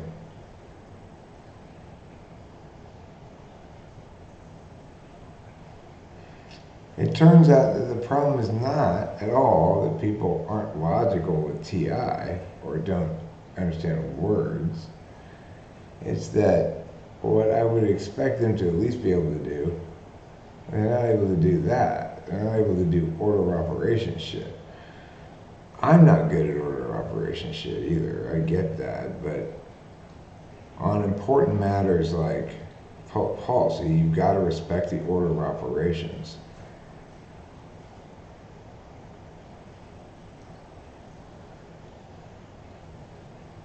Yes, probably. I should say probably. Jeffrey asked an excellent question. If I become president of the United States, would I select myself, my cabinet, based on their cognitive function stacks? Yes, I think I probably would. I mean, I know this much. I'd definitely pick an ENFJ to be my press secretary, although he wouldn't have much work to do because I expect to do all the press, all the answering the questions and talking to the press myself, you know. I'd definitely want my chief of staff to probably be an ENTJ or an ESTJ. I I'd want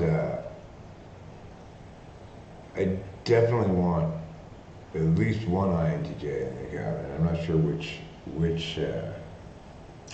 cabinet position, but you know, for it's like the thing about an executive is they're trying to execute things, right?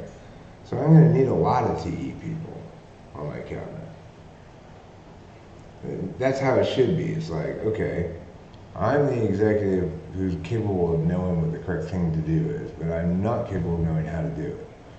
So that's why I've got a whole cabinet of people to help me to figure that out. You kitty. Every time I tell you something is not going to happen, you prove me wrong. Between me and the TV. You are such a troublesome kitty. You are so well managed. Rachel, my darling, hello. I noted you, but didn't get around to saying hi to you yet. My beloved perfect angel.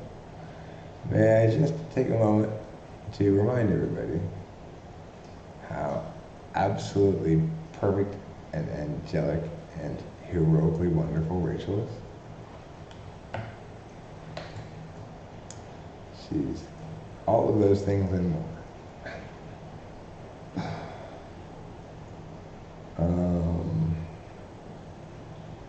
See, that's how you know I love you. Don't listen to me tell you I love you. That's not, you can't trust my emotions. You can trust my description of you as true.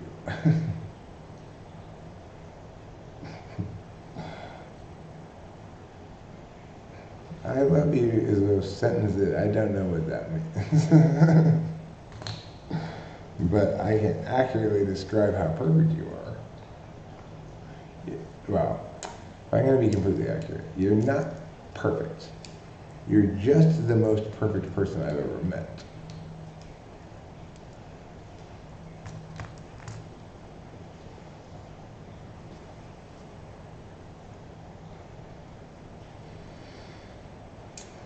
I've met a lot of people too. So, let's say something. Now, if I had met all 7 billion people, that would really be saying something. But I must admit, I had probably met fewer than 1 billion people.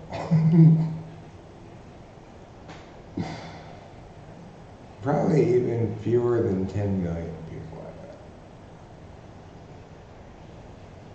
How many people do you think I've met in my lifetime? I'm 51. How many distinct individuals do you think I've at least, like, said hi or sup to? You know? Do you think it's 10 million? I wonder.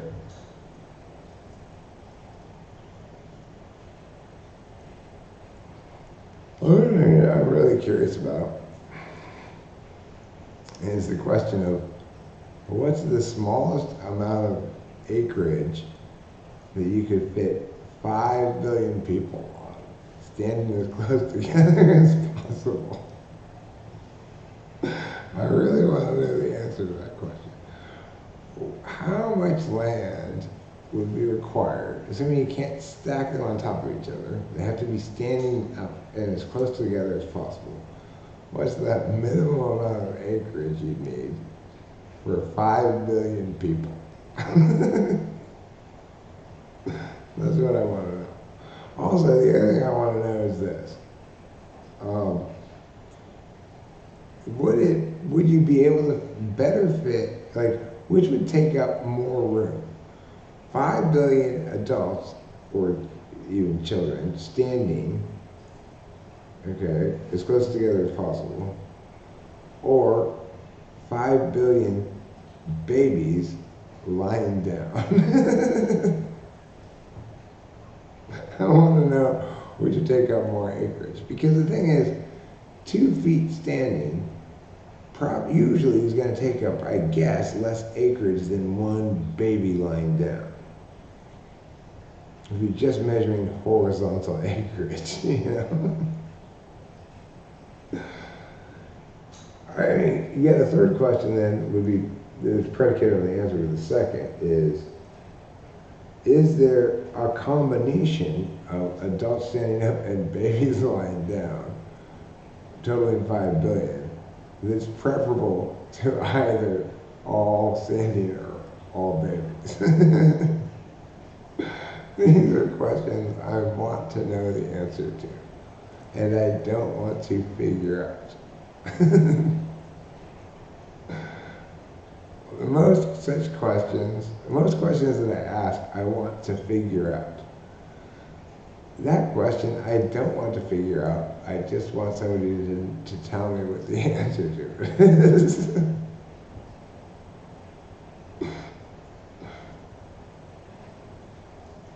I hate figuring things like that out. But I am curious as to the answer. It's like, the other question that I had that I was able to find an answer at Quora for was, how far do you have to fall from on the moon before you get hurt? And I was very delighted by the informative answer that I found on Quora. The interesting thing about falling from something high on the moon is that if it's not very high, then you're guaranteed to have less impacts than you would on Earth. But if it's medium high, then you're going to have about the same impacts. And if it's very high, you're going to have more impacts because there's no terminal velocity on the moon because of the lack of atmosphere. Isn't that interesting? I found that absolutely delightful to read that answer, you know? I like it when I have questions that I don't want to figure out the answer to. I just don't have such questions very often.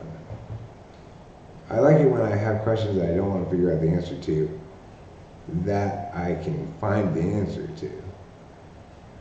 I can't find the answer to my question about 5 billion people.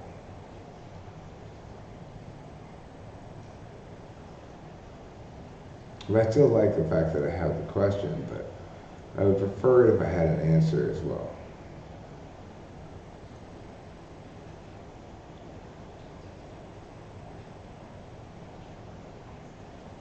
How hard to, yeah, that is an INTP type question, or potentially an INTJ type question. It's not a question for Eric. Like physics stuff, I'm interested in it, but I don't want to figure it out.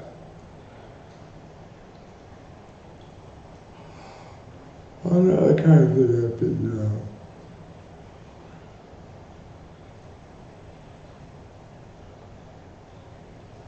Well, I know, that's why I don't want to figure it out, Misfortune, because it's just a math problem. Are eggs chicken abortions?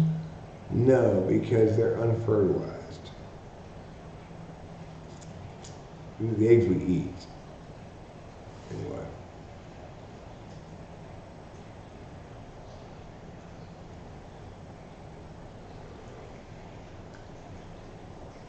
Now, fertilized chicken eggs are an example of how to avoid the abortion issue entirely. What we need to do instead of gestating babies in our stomachs, in our uteruses, we need to put them in an egg and then put them in a nest. And then we can use incubators instead of the woman herself. She doesn't have to sit on the egg the whole time, you know. Then we can avoid the abortion question entirely, because at that point,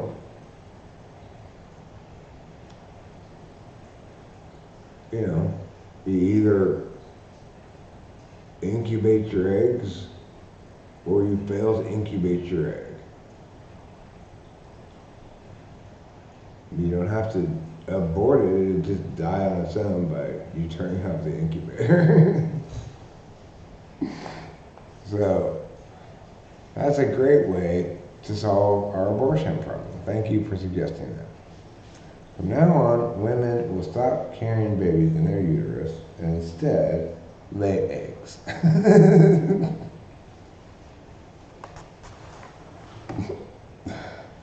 That way we don't have to worry about abortion at all. It's not possible to abort an egg that requires you to sit on it. The only thing that's possible is for you to not sit on it and it dies.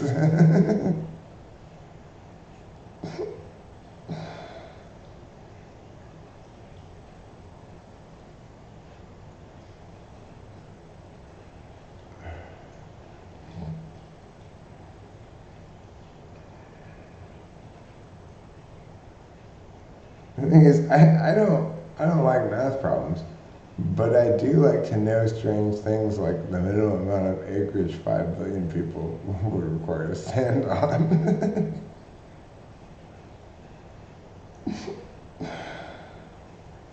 I'd like to know that, but I wouldn't like to know that badly enough to figure it out myself.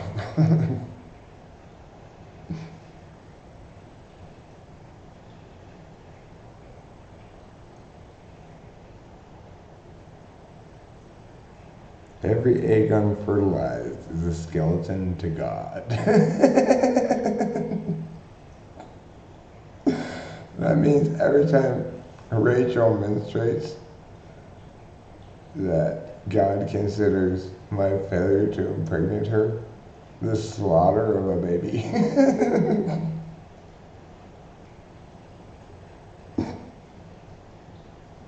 There you go. You may have a ghost of you and see if he'll solve it for you. He will. He'll charge me for it, though.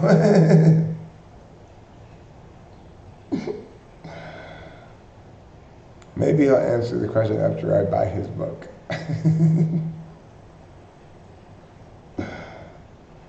Things Eric will never do. Buy his book.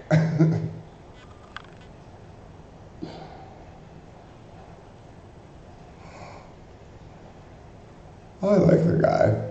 I don't mean to be mean to him, although I guess I am. But, you know, don't write books about things you don't know about.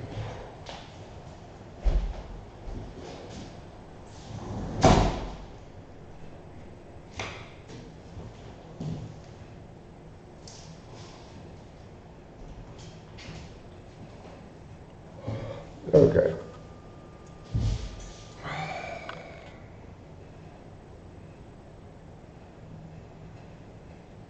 Eric, you have a good mother, brother, uncle, sister, grandpa TA question?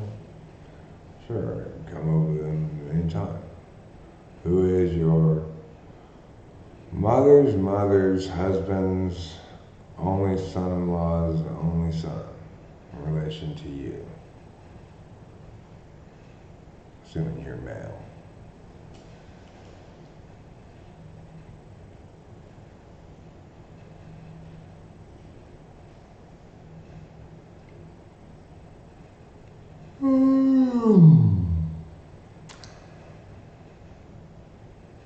Nope. Incorrect, Boba Fett. Correct, Misfortune. You got it right.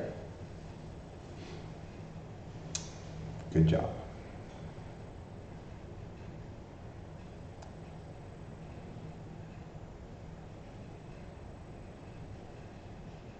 I used to be an icon for manic pixie dream girl minus the emotionality. It's like saying, I used to be very sad and happy minus the emotions. What?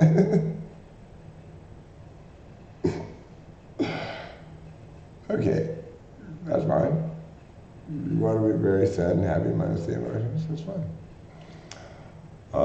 I'm heading back to the hotel now because I'm getting pretty livid in myself at this point. Boba Fett recommended I pull bomb rips at least an hour ago. And somehow I still haven't pulled any bomb rips. I didn't even remember to pull any bomb rips this morning when I got up.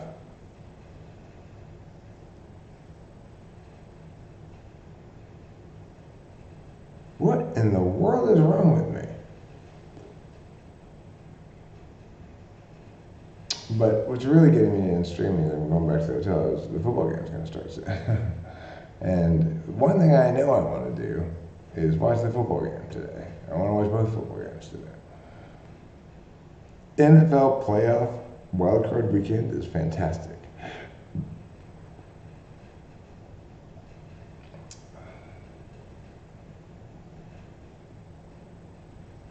So anyway, see you all later. Thanks for being here. Love you all. Sorry about complaining so much. Well, not sorry, but I understand that my constant complaining is probably not fun for you to watch. And therefore, I can see that you are right to not like it. The end.